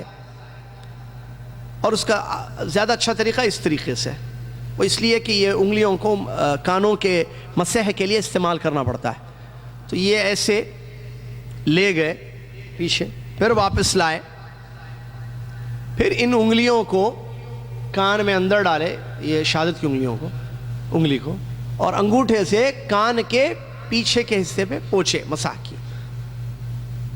اس کے بعد بعض لوگ گردن کا مسح کرتے ہیں. گردن کا مسح کسی صحیح حدیث سے ثابت نہیں ہے. اگر کرتے تھے تو اب جمعہ سے چھوڑ دیجئے. یہ جو ایسے کرتے ہیں یہ حدیث سے ثابت نہیں ہے. اس کے بعد پیر دھونا, دائنا پیر ٹخنوں سمیت 3 مرتبہ, زیادہ سے زیادہ کم سے کم 1, اور بایاں لیفٹ پیر ٹخنوں سے سمیت کم سے کم 1, زیادہ سے زیادہ 3 مرتبہ دھونا. یہ ثابت, یہ وضو کا مسنون اور صحیح طریقہ ہے جو حدیث سے ثابت ہے. اور اس کے بعد دعا پڑھ لیجیے. ٹھیک ہے, اس میں وضو میں غلطیاں جو ہوتی ہیں, 3 سے زیادہ مرتبہ دھو دیتے ہیں, پانی میں اسراف کیا جاتا ہے. ٹھیک ہے, اور بعض لوگ جو ہے ہاتھ کو 6 مرتبہ دھوتے ہیں. جی کیسے دھوتے ہیں معلوم ہے؟ پہلے ایسا پانی لے کر 3 مرتبہ تو دھو دیتے ہیں, یا 1 مرتبہ دھو کر ایسے یوں کرتے ہیں, پھر دوسری مرتبہ دھو کے پھر یوں کرتے ہیں, پھر ایسا مر کر پھر پانی لے کے پھر یوں کرتے ہیں. یہ یوں کرنا کیا ہے, وہ 1 کاؤنٹ پانی اگر چلا گیا اس پر تو وہ 1 ہو گیا, وہ 1 کے ساتھ 1, 1 کے ساتھ 1, 1 کے ساتھ 1, 3 + 3 6 ہو گئے. یہاں سے یہاں تک آپ کم سے کم 1 مرتبہ دھوئیں. نل کے نیچے ہاتھ لے جا کر ہٹائیں, اس ہاتھ سے پانی لے کر دھوئیں, یا کوئی آپ کا بیٹا یا بیوی لوٹے سے پانی ڈال رہے ہیں اور آپ دھو رہے ہیں, کوئی بھی شکل اختیار کیجئے, لیکن بشرطے کہ آپ یہاں سے یہاں تک کم سے کم 1 مرتبہ دھو لیجئے, زیادہ زیادہ 3 مرتبہ. لیکن دھونے کے بعد یوں کرنا ہے, ایسے, یہ حدیث سے ثابت ہے. اسی طریقے سے گردن کا مسح حدیث سے ثابت نہیں. اسی طریقے سے وضو ختم ہونے کے بعد انگلی آسمان کی طرف, اشہد ان لا الہ الا اللہ وحدہ لا شریک لہ واشہد ان محمد عبدہ ورسولہ, یہ بھی حدیث سے ثابت نہیں ہے. عورتیں اور مرد سن لیں, ٹھیک ہے, عورتیں ذرا وضو میں, نماز میں بہت لاپرواہیاں کرتی ہیں, لہٰذا وہ بالکل سنت کے مطابق وضو کریں. الٹا پلٹا وضو نہ کریں ایسے ویسے. اور یہ حصے جو وضو میں دھونے چاہیے وہ سوکھے نہیں رہنے چاہیے، نہ ٹخنوں پیر کے نہ ہاتھ کے. اور یہ کب ہوتا ہے؟ جب انسان جلدی جلدی وضو کرتا ہے. ارے نماز چلی جا رہی ہے، پہلی رکعت ختم ہو جا رہی ہے، تو پہلے کیوں نہیں کیا وضو؟ آپ کا پرابلم. جلدی بازی سے وضو کرنے سے حصے سوکھ جاتے ہیں، رک جاتے ہیں. ٹھیک ہے، چلیے یہ چند باتیں تھیں وضو کے متعلق یا وضو کے مسائل کے متعلق. میرے خیال سے بات واضح ہوگی انشاءاللہ. ساکس پر مسح کرنا ساکس جو کتاب مذکرے میں جو ہے اس حساب سے ہم چلتے ہیں. موضوع پر مسح کرنا اگلا بیان. ساکس دو قسم کے ہوتے ہیں، ایک کو خف کہتے ہیں عربی میں، ایک کو جورب کہتے ہیں. پہلا مسئلہ سن لیجیے. خف عربی میں چمڑے کے ساکس کو، جو چمڑے سے بنے ہوئے ساکس ہیں اس کو عربی میں بولتے ہیں خف. خفین کا لفظ حدیثوں میں ملتا ہے. جورب کپڑا یا کسی بھی چیز سے بنا ہوا ساکس، اور حدیثوں میں دونوں کی دلیل ہے. خفین یعنی چمڑے سے بنے ہوئے ساکس پر مسح کرنا حدیثوں سے ثابت ہے. چمڑے کے علاوہ چیزوں جورب جس کو کہتے ہیں یہ بھی مغیرہ بن شعبہ رضی اللہ عنہ کی حدیث سے ثابت ہے. لہٰذا آپ جو بھی ساکس پہنتے ہوں ان پر مسح کرنا جائز ہے، جس کی تفصیل یہ ہے. سب سے پہلے کہ مسح کرنا یہ ثابت ہے، مسلمانوں کا اس پر اجماع ہے، پیارے نبی صلی اللہ علیہ وسلم کی حدیثیں اس پر موجود ہیں. ٹھیک ہے. اس کے بعد مسح کرنے کے لیے شرط ہے. مسح کرنے کے لیے شرط ہے. وہ شرط یہ ہے کہ ہم جب ساکس پہنے تھے تو اس وقت وضو کی حالت میں تھے، یعنی وضو سے تھے اور ساکس پہنے. میں مسئلہ سمجھاتا ہوں. آپ کیا کیے؟ صبح اٹھے، فجر کی نماز کے لیے وضو کیے، پیر دھو لیے، فجر کی نماز پڑھ لیے، گھر تشریف لائے، بیٹھ کر قرآن کی تلاوت کر رہے ہیں. ٹھیک ہے، اور بہت اچھا ہے فجر کے وقت قرآن پڑھنا. وضو سے ہی ہیں آپ. ٹھیک ہے. بیگم گرم گرم روٹیاں لاتے نہیں معلوم، لیکن اب تک نہیں لائے تھے تو کل سے لائیے. یہ شوہروں کی خدمت ہے، اچھی چیز ہے. وہ کھانے کے بعد وہ آپ کی ایک روٹی 8-8 گھنٹے کام کرتی ہے. وہ جو سینڈوچیں کام نہیں کرتی ہیں یا برگریں کام نہیں کرتی ہیں. سونا نہیں، صبح شوہر کو ناشتہ دے کر بھیج کر سو جائیے، اللہ خوش ہوگا آپ سے انشاءاللہ. ٹھیک ہے. چلیے، ناشتہ آ گیا، آپ وضو سے ہی ہیں. باتوں میں بات بولنا چاہیے سر. ناشتہ آ گیا، آپ وضو سے ہی قرآن پڑھے. بیگم نے کہا چلیے جی ناشتہ تیار ہے، آفس کے لیے لیٹ ہو رہی ہے. ایسی آوازیں آنا چاہیے کانوں میں روز آنا، جمعرات کو بھی آنا، جمعے کو بھی آنا. چلیے، آپ نے وضو ناشتہ کر لیا. اب آپ آفس کی تیاری میں ساکس آپ پہنے، شو آپ نے پہنا، لیپ ٹاپ لیا، موبائلز اس لیے کہ زیادہ ہیں لوگوں کے پاس، لے لیے، ڈال لیے، گاڑی سٹارٹ کر کے نکل گئے. اب اس کے بعد وضو ٹوٹ گیا بیچ میں، ساکس پر تھے، آپ گئے ٹوائلٹ کو گئے، پیشاب کو گئے، ہوا خارج ہوئی، فلاں مسئلے ہوئے. ٹھیک ہے. اب ظہر کی نماز کا ٹائم آیا، کیا آپ اب ساکس نکال کر پیر دھوئیں گے یا اس پر مسح کرنا جائز ہے؟ مسح جائز ہے، کیونکہ آپ جب پہنے تھے صبح تو وضو سے تھے یا بغیر وضو کے تھے؟ اس وقت وضو سے تھے. ایک دوسری چیز، ساکس کمپلیٹ ہونا چاہیے. کیا مطلب؟ ساکس پیروں میں ہونا چاہیے. اگر آدھے ہیں تو، یا اتنا پھٹا ہوا ہے ساکس، بس پھٹے ہوئے ساکس کہ اس میں انگلیاں بھی نظر آ رہی ہیں اور اوپر کا حصہ بھی نظر آ رہا ہے، نیچے بھی پھٹا ہوا ہے، تو ویسا نہیں زیادہ، لیکن تھوڑی سی پھٹن ہو تو کوئی فرق. لیکن جس میں پیر نظر آ جائے مکمل، تو پھر اس ساکس پر مسح نہیں کر سکتے ہیں. اور بعض علماء نے میں دیگر چیز بتائیں، وہ ساکس حلال کے ہوں، حرام کے نہ وغیرہ. چوری کر کے کوئی ساکس لا لیا اور پہن رہا ہے، اس پر بتایا کہ کوئی چوری کی چیزیں وغیرہ. چلیے وہ تفصیلات میں نہ جاتے ہوئے. اس کے بعد دوسرا مسئلہ ہے مسح کیسے کرنا ہے، اس کی کیفیت، طریقہ. اس کا مسح کا طریقہ یہ ہے کہ جب وضو کریں ہم، مسح پیروں کا مسئلہ ہے نا، تو سر کے مسے، کان کے مسے سے فارغ ہو گئے.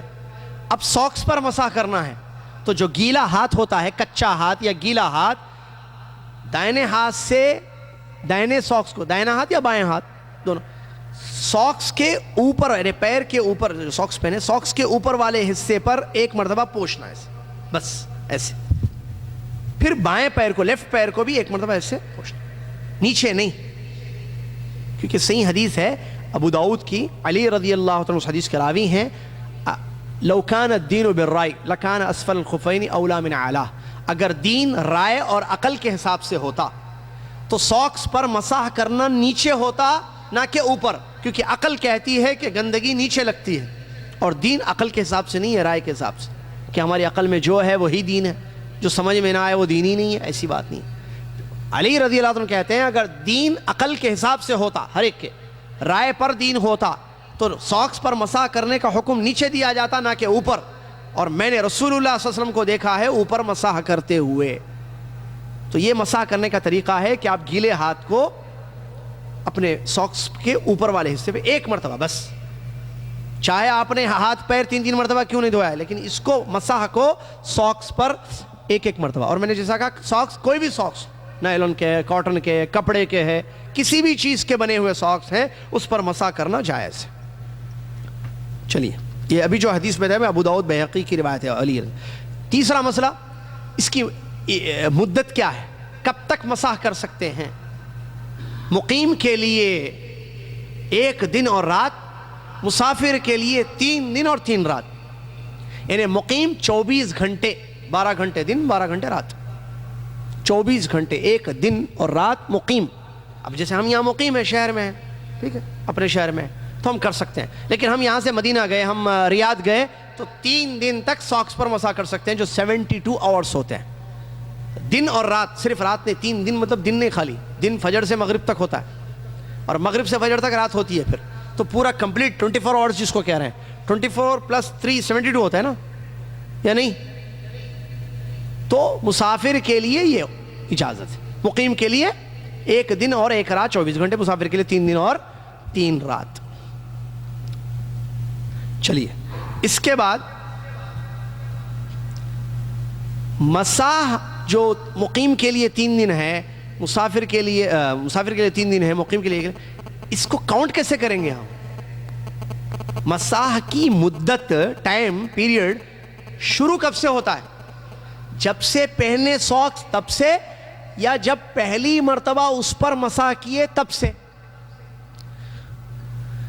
وضو ٹوٹ جانے کے بعد آپ جب فرسٹ ٹائم پہلی مرتبہ مسح کیے ساکس پر، اس وقت سے وضو شروع ہو جاتا ہے، ٹائم شروع ہو جاتا ہے آپ کا.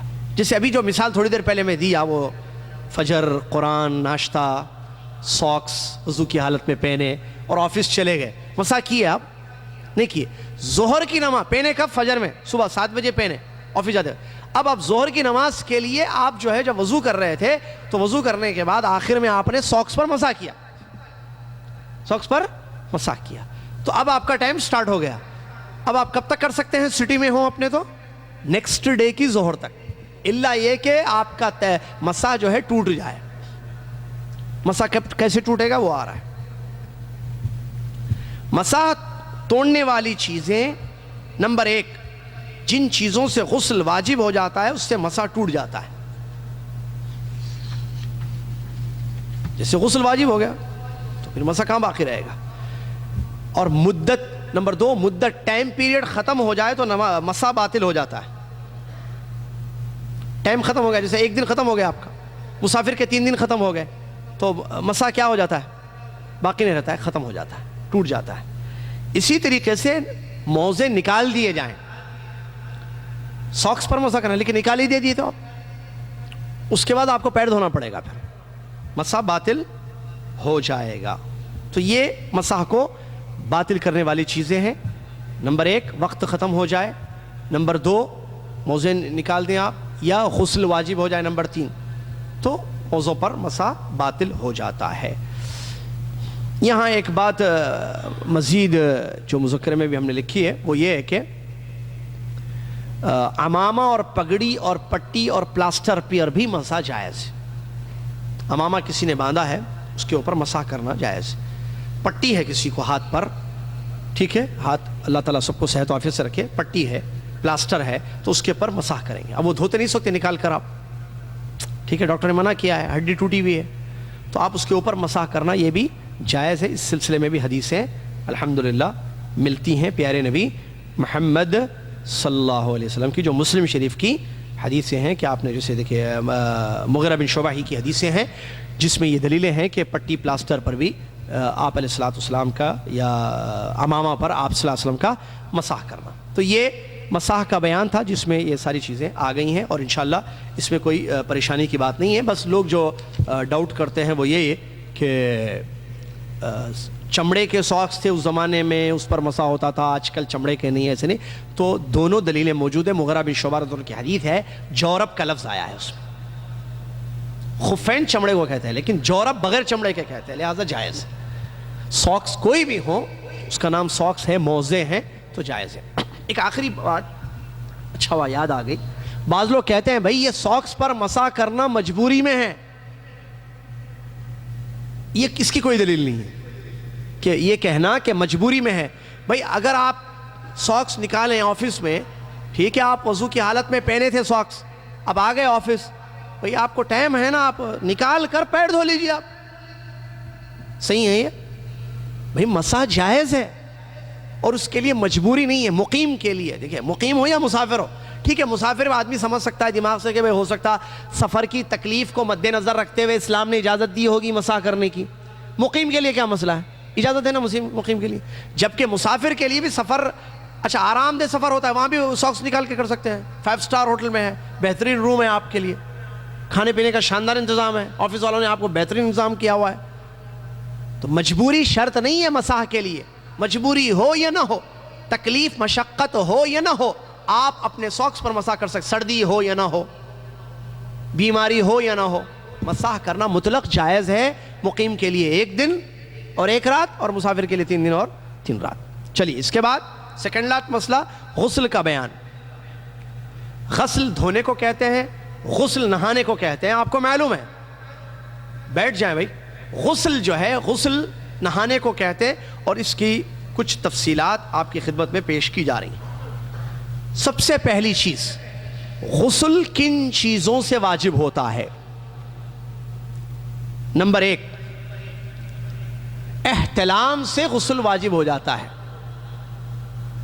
منی کا اخراج ہو تو غسل واجب ہو جاتا ہے، چاہے وہ نیند میں ہو یا آدمی گناہ کر کے کرے، ماسٹربیشن وغیرہ گناہ ہے، تو اس سے غسل واجب ہو جاتا ہے احتلام سے۔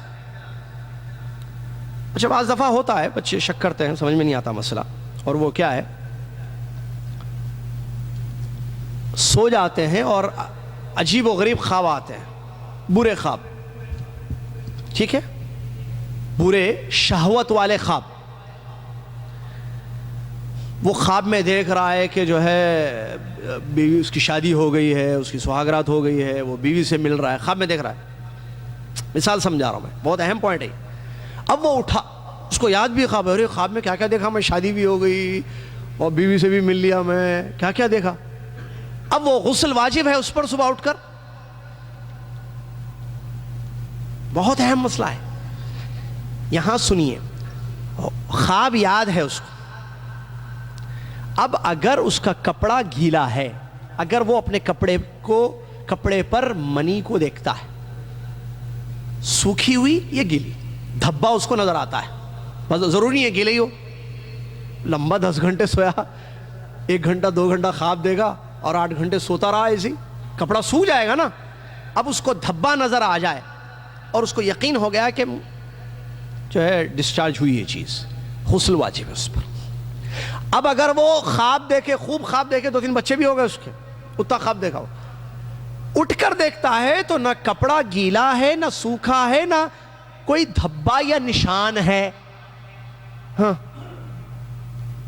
غسل واجب ہے، حالانکہ خواب دیکھا، خواب میں پورا دیکھا، نہیں غسل واجب نہیں ہے، حدیث موجود ہے اس کی۔ چلیے دوسرا مسئلہ، انٹرکورس۔ میں نے ورڈ اس لیے استعمال کیا ہے کہ صرف ہم بستری ہو، بعض لوگ سمجھتے ہیں ہم بستری میں اگر پانی نکلے تو غسل واجب ہے، نہیں، صرف انٹرکورس سے غسل واجب ہو جاتا ہے۔ حدیث سے موجود ہے، پیارے نبی صلی اللہ علیہ وسلم کی حدیث سے موجود ہے، جب شوہر جو ہے 4 شاخوں پر بیٹھتا ہے اور ختنے کی جگہ سے ملتی ہے تو غسل واجب ہو جاتا ہے، مسلم شریف کی حدیث. صرف انٹرکورس. اچھا، عام طور پر یہ ہوتا ہے کہ ہم بستری میں انٹرکورس میں وہ چیز ہوتی ہے، اخراج منی کا ہوتا ہے، لیکن کبھی کبھی بیماری کی وجہ سے یا آدمی نہیں چاہتا تھا، بس بیوی کی خواہش پر جو ہے وہ تیار ہو گیا اور وہ انٹرکورس بھی کر دیتا ہے لیکن نکلتی نہیں کوئی چیز، تو وہ سمجھتا ہے میری تو کوئی بھی چیز نہیں نکلی، ڈسچارج ہی نہیں ہوئی کوئی چیز، میں صرف جو ہے انٹرکورس کیا تو غسل واجب نہیں ہے سمجھتا ہے، جا کر نماز پڑھتا ہے. غلط. نکلے یا نہ نکلے چیز، غسل واجب ہے اس کا. یہ مسئلہ ذہن میں رکھیے اچھی طریقے سے. نکلتا ہے ہمیں معلوم ہے، لیکن نہ نکلے تب بھی یہ نہیں سمجھنا کہ نہیں نکلا اس لیے ہم غسل نہیں کریں گے. نہیں، غسل واجب ہے. آپ حدیث اس کی دلیل ہے جو ابھی ہم نے آپ کے سامنے بیان کی ہے. چلیے، اسی طریقے سے بعض علماء نے جو ہے اس کو بھی ذکر کیا کہ کافر اگر اسلام قبول کر لے تب بھی جو ہے اس کے لیے غسل واجب ہو جائے گا. کافر کا اسلام قبول کرنا بعض علماء نے ذکر کیا، یہ بڑا یہ اختلافی مسئلہ ہے تھوڑا سا. بعض علماء نے ذکر کیا ہے کہ کافر اسلام قبول کر لے تب بھی اس کو جو ہے وہ کرنا چاہیے، کیا؟ غسل کرنا چاہیے، لیکن اس کے علاوہ جو چیزیں واجب. ایک اور 2 مسئلے ہیں جس سے غسل واجب ہو جاتا ہے اور یہ صرف عورتوں کے ساتھ خاص ہے، اور وہ ہے حیض بند ہونا یا نفاس بند ہونا، مینسس ختم ہو جانا یا نفاس ختم ہونا. مینسس بلیڈنگ جیسی بند ہو جاتی ہے، عورتوں کو معلوم ہے یہ کب شروع ہوتی ہے کب ختم ہوتی ہے، تو وہ اگر رک جائے، اور ڈیفرنٹ ہوتی ہے ان کی سائیکلیں، ٹھیک ہے، وہ ان کی بیماری کی وجہ سے یا صحت کا خاص خیال نہیں کرنے کی وجہ سے جو ہے سائیکل میں فرق ہو جاتا ہے. تو جیسے ہی بلیڈنگ رک جاتی ہے، حیض کا خون بند ہو جاتا ہے، ٹو بی فرینکلی، تاکہ مسئلہ واضح ہو جائے، غسل کرنا عورت پر واجب ہے. سستی کاہلی نہیں، کیونکہ نماز پڑھنا غسل واجب ہے، تو غسل کے بعد کیا ہے؟ نماز پڑھنا ہے، روزہ رکھنا ہے. مسئلے رہتے ہیں بھائی، یہی نہیں ابھی تو آج ہی تو رکا ہے میرا مینسس، کل نہا لیتی ہوں، رات میں نہا لیتی ہوں. یہ بڑے عجیب مسئلے ہوتے ہیں عورتوں کے پاس، نہیں ہونا چاہیے یہ، کیونکہ مسئلہ عبادتوں کا ہے. جیسے مینسس بند ہو گئے نماز آپ کو پڑھنا واجب ہے، کیونکہ مینسس میں نماز معاف ہے نا، حالت حیض میں نماز معاف ہے، نفاس میں نماز نہیں ہے.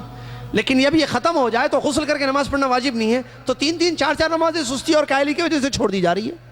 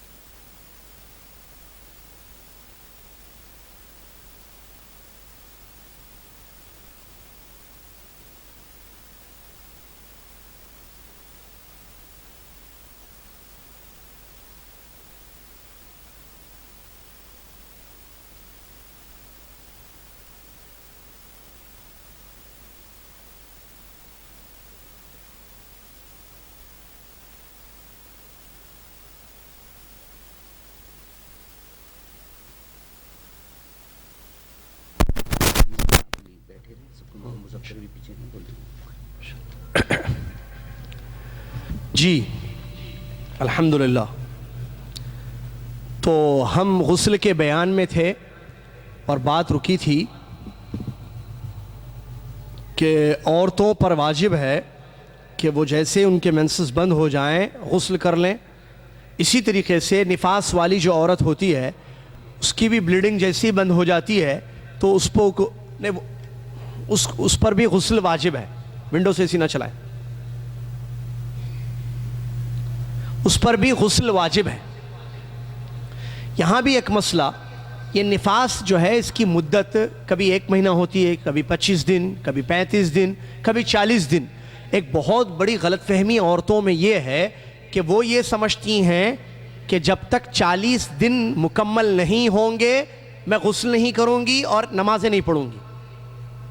حالانکہ ایسی عورت کا نفاس 1 مہینے کے بعد بھی ختم ہو جائے. سمجھ رہے بات کو؟ یعنی 1 مہینے کے بعد اگر کسی عورت کا نفاس ختم ہو گیا یا 32 ڈیز 35 ڈیز 35 دن میں اس کی بلیڈنگ رک گئی نفاس کی جو برتھ کے بعد ہوتا ہے، ڈیلیوری کے بعد، تو وہ اور 5-6 دن اپنے آپ کو روکے رکھتی ہے نمازوں سے، غسل سے. غلط ہے. جب بھی ختم ہو جائے اس پر غسل واجب ہے اور وہ فوراً عبادتوں کو شروع کر دے گی. توجہ میری طرف رکھیں.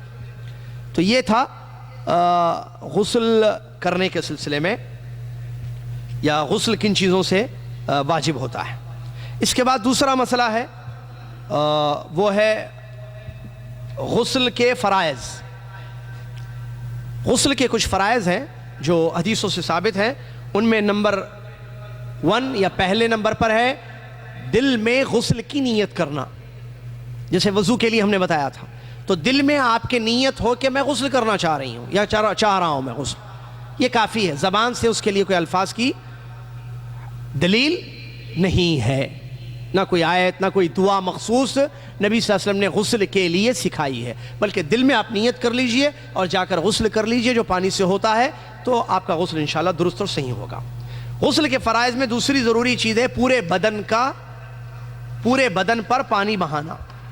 پورے بدن پر پانی بہانا یہ غسل کے فرائض میں سے ہے. یہ نہیں کہ آپ جسم کا ایک حصہ دھو لیے. جیسے بعض لڑکوں میں یہ عادت ہوتی ہے جب احتلام ہو جاتا ہے اور غسل ان پر واجب ہو جاتا ہے تو وہ لڑکے یہ سمجھتے ہیں کہ اگر ہم شرمگاہ اور کمر سے نیچے تک پیروں تک دھو لیں تو کافی ہے نماز پڑھنے کے لیے.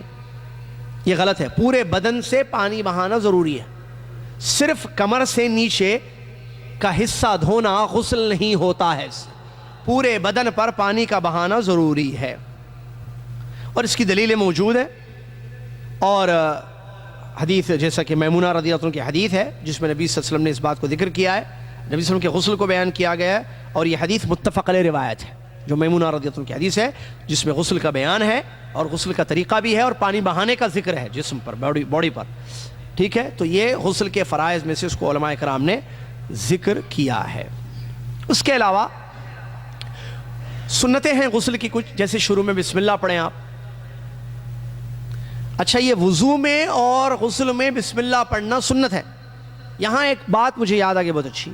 اگر ہم حمام میں ہوں تو جیسے آج کل کا جو طریقہ ہے، پہلے الگ ہوتا تھا یا آج کل بھی ہے بعض علاقوں میں، ٹوائلٹس الگ ہوتے ہیں، باتھ روم الگ ہوتے ہیں. تو وضو جو ہے باتھ روم میں کیا جاتا ہے تو وہاں بسم اللہ پڑھ سکتے ہیں. لیکن بہت سارے ایک ساتھ ہوتے ہیں جیسے آج کل ہے شہروں میں ٹوائلٹ پلس غسل خانہ دو ایک ہی جگہ ہے. یعنی وہیں جو ہے آپ کو قضائے حاجت بھی سے فارغ ہونا ہے اور وہیں پر آپ کو شاور بھی لینا ہے اور وہیں پر آپ کو وضو بھی کرنا ہے. تو بسم اللہ جو پڑھنا سنت ہے، اس کے لیے ایک بڑا اہم مسئلہ کیونکہ سوالات بہت آتے ہیں. یا اس میں علماء نے 2 طریقہ بیان کیا. نمبر 1 کہ آپ دل میں پڑھ لیجئے، زبان سے پڑھیے مت کیونکہ وہ ٹوائلٹ ہے، دل میں پڑھ لیجئے. دوسرا طریقہ، آپ وضو کرنے کے لیے جا رہے ہیں، اندر واش بیسن اندر ہے، تو آپ جانے سے پہلے بسم اللہ پڑھ کے چلے جائیے اندر اور وضو کر لیجئے. ٹھیک ہے، مسئلہ سمجھ میں آ گیا. تو یہ بھی جو ہے غسل کی سنتوں میں سے ہے. اسی طریقے سے دونوں ہتھیلیوں کو دھونا، شرمگاہ کو اور اس کے اطراف گندگی کو صاف کرنا اور سارے جسم پر پانی وغیرہ بہانا، یہ بھی سب جو ہے طریقہ ہے سنت کا یا غسل کے سنتوں میں سے ہے. یعنی پانی بہانا فرائض میں سے علماء نے ذکر کیا, پانی بہنا چاہیے, اور بعض علماء نے کہا کہ یہ سنتوں میں سے ہے, لیکن زیادہ صحیح وہی ہے کہ فرائض میں سے ہے یہ, کہ پورے جسم پر پانی, یہ نہیں کہ آدھے حصے کو دھو لیا جائے یا صرف پیروں کو دھو لیا جائے یا صرف شرمگاہوں کو صاف کر دیا جائے, تو اس سے غسل نہیں ہوتا ہے جب تک کہ پانی اس پر نہ بہایا جائے. اس کے بعد غسل جن چیزوں سے کرنا واجب ہے وہ تو بتا دیا گیا ہے, اور غسل بعض کاموں کے لیے کرنا مستحب ہے جو حدیثوں سے ثابت ہے. یعنی اچھا ہے کہ آپ ان کاموں کے لیے بھی غسل کریں, لیکن بعض کاموں کے لیے تو واجب ہے جو بتا دیا ہم نے, حید اور نفاس کا بند, احتلام کا ہونا یا انٹرکورس کا ہونا, ٹھیک ہے, یہ ساری چیزیں اس پر تو واجب ہے. جو مستحب غسل ہے, کیا مطلب مستحب غسل کرنا اچھا ہے, اس میں ہے نمبر 1 ہر ہم بستری کے وقت مستحب ہے. کیا مطلب؟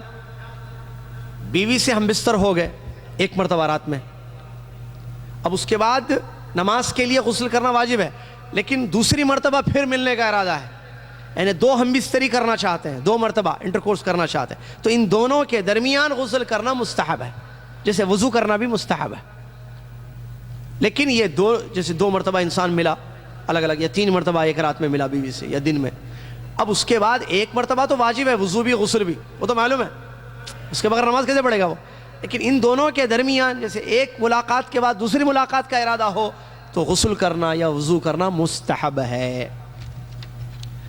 اسی طریقے سے جمعہ کے دن کے مسئلے کے سلسلے میں بھی بتایا گیا ہے کہ غسل کرنا مستحب ہے. جمعہ کے دن جو غسل کیا جاتا ہے وہ بھی مستحب ہے, عیدین کے لیے جو غسل کیا جاتا ہے وہ بھی مستحب ہے, اور عمرہ یا حج کے لیے جو غسل کیا جاتا ہے وہ بھی مستحب ہے, اور میت کو غسل دینے کے لیے جو غسل کیا جاتا ہے وہ بھی مستحب ہے. اس کے بعد جو احکام مرتب ہوتے ہیں غسل پر اس کو بھی ذکر کرتے چلو مختصر.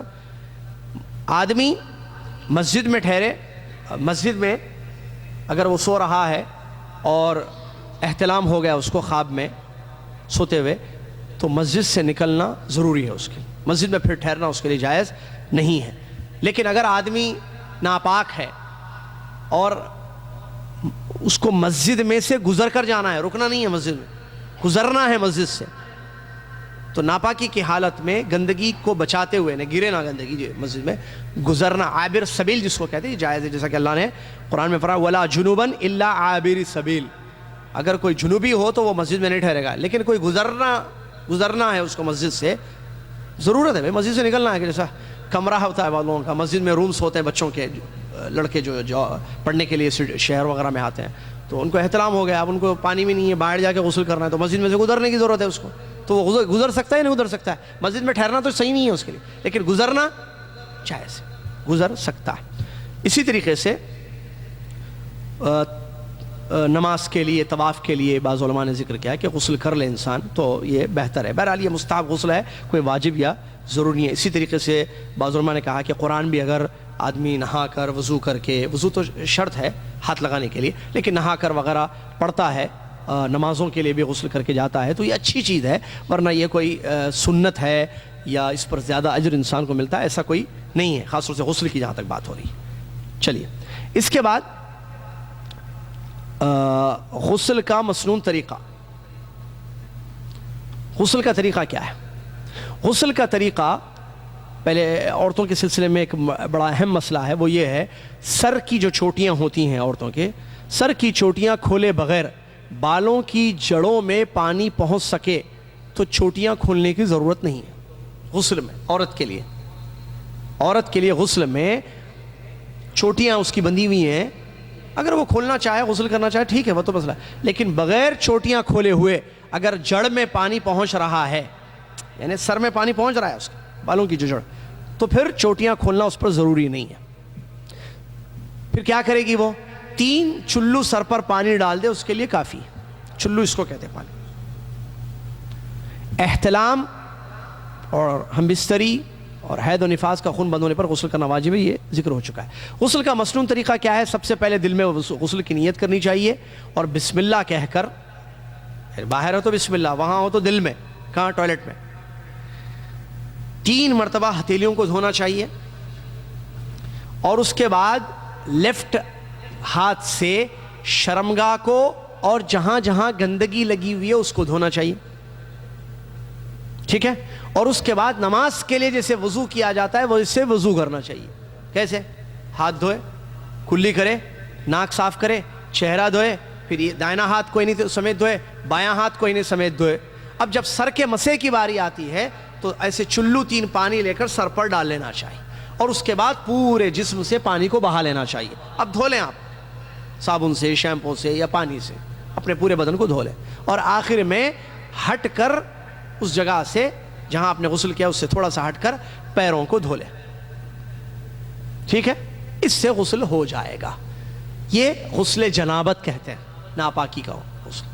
ویسے عام غسل اگر کرنا چاہے تو جسم پر پورا پانی بہا دینا جائز، غسل ہو جائے گا. عام غسل یہ ہے کہ شاور، جیسے روزانہ صبح نہانے کی عادت ہوتی ہے، اچھی چیز ہے، وہ فریش ہو کر انسان جاتا ہے تو نہا لے. ایسی ناپاک نہیں ہے، وہ پاکی ہے، وہ بس غسل کرنا چاہتا ہے تو جائے شاور کھولے، نہا لے، غسل ختم. صابن سے نہا لے، پانی سے خالی پانی بہا لے گرمی دور کرنے کے لیے، یا جو ہے صابن استعمال کر لے، شیمپو استعمال کر لے، یا ایسے پانی بہا لے، مل لے، جسم کو کافی ہے. ابھی جو ہم نے طریقہ بتایا ہے جس میں ہتھیلیوں کو دھونا پہلے، پھر لیفٹ ہاتھ سے شرمگاہ کو اور نجاست جہاں لگی ہوئی ہے اس کو صاف کرنا، پھر اس کو پھر دھو لینا ہاتھ سے، پھر وضو نماز کے لیے جیسے کیا تھا ویسے کرنا، سر کے مسے تک. پھر سر کے مسے کے پاس جب پہنچتے ہیں تو 3 چلو سر پر پانی ڈالنا، پھر پورے بدن کو خوب مل کر نہانا اچھی طریقے سے، پھر اس جگہ سے ہٹ کر پیروں کو دھونا. یہ غسل جنابت ہے، غسل جنابت ہے. یہ ناپاکی سے جو غسل کیا جاتا ہے، ناپاکی کے بعد پاک ہونے کے لیے جو غسل کیا جاتا ہے وہ یہ غسل ہے جو آپ کے سامنے یہاں پر بیان کیا گیا ہے. واضح ہے یہ چیز؟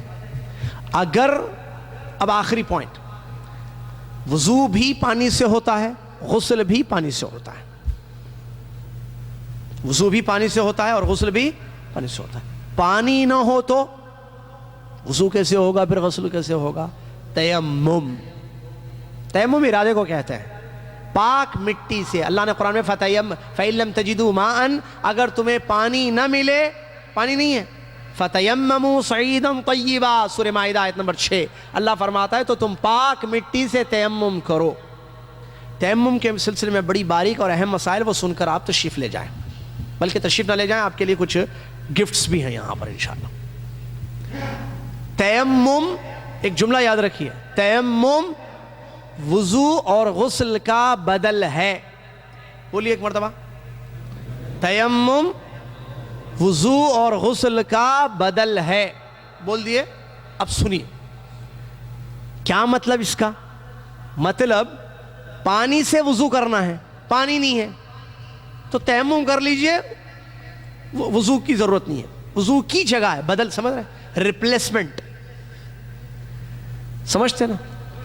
مدیر سائن کرنا ہے، مدیر نہیں ہے تو عنہ، مدیر کی طرف سے سیکریٹری سائن کر دیتا ہے، نائب مدیر سائن کر دیتا ہے، چل جاتا ہے کام ہو جائے گا. آپ کو چھٹی مل گئی کیونکہ مدیر تو نہیں ہے، مدیر سائن نہیں کیا، لیکن نائب مدیر اس کی جگہ سائن کر دیا تو وضو سے نماز ہو جائے گی. اگر پانی نہیں ہے، وضو نہیں کر سکتے ہیں تیمم سے، بدل، اس کو بدل. اسی طریقے سے غسل کرنا ہے، ناپاک ہو گئے، پانی نہیں ہے، اور معلوم ہے غسل پانی سے ہی ہوتا ہے، لیکن پانی نہیں ہے بھئی، غسل کرنا ہے، تیمم.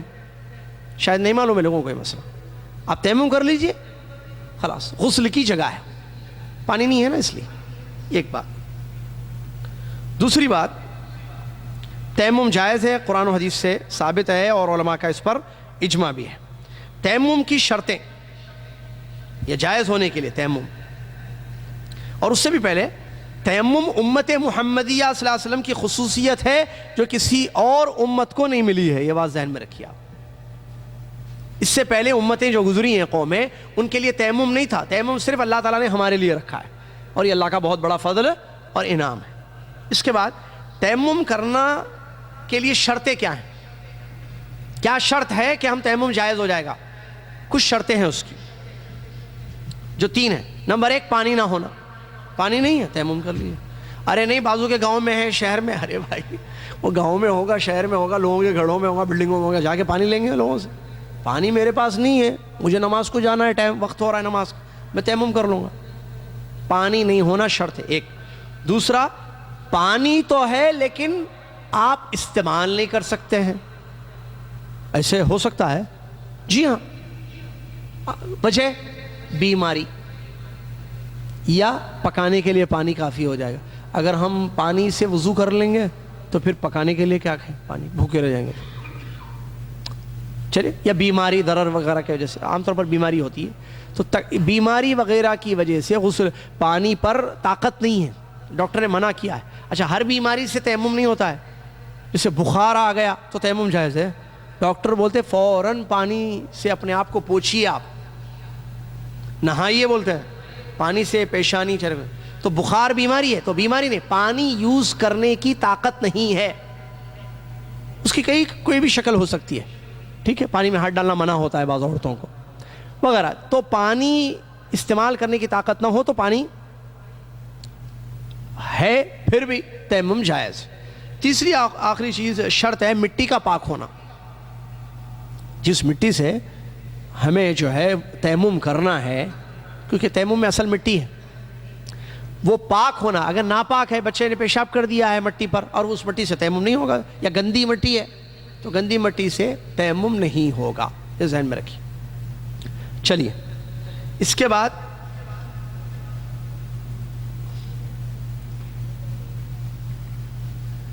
اگر انسان نے، ایک مسئلہ ہے تیمم کے سلسلے میں کہ انسان پانی بند ہو گیا اور وہ تیمم کرنے کا ارادہ کر چکا ہے، تیمم کر بھی لیا اور پانی آ گیا اس کے بعد، تو تیمم نہیں کا اس کا ختم، پانی ضروری ہے، درے تیمم برخاست ہو جائے گا، جو ہم نے مذکرے میں لکھا ہے اس کو. پانی میسر ہو جائے یا اس کے استعمال پر قدرت آ جائے تو تیمم ختم ہو جاتا ہے. ٹھیک ہے، تیمم، بلکہ اس کو اس میں ذکر کریں کہ تیمم ختم ہونے والی چیزیں. نمبر 1، جن چیزوں سے وضو ٹوٹ جاتا ہے تیمم بھی انہی چیزوں سے ٹوٹ جاتا ہے. بڑا اہم ہے مسئلہ یہ.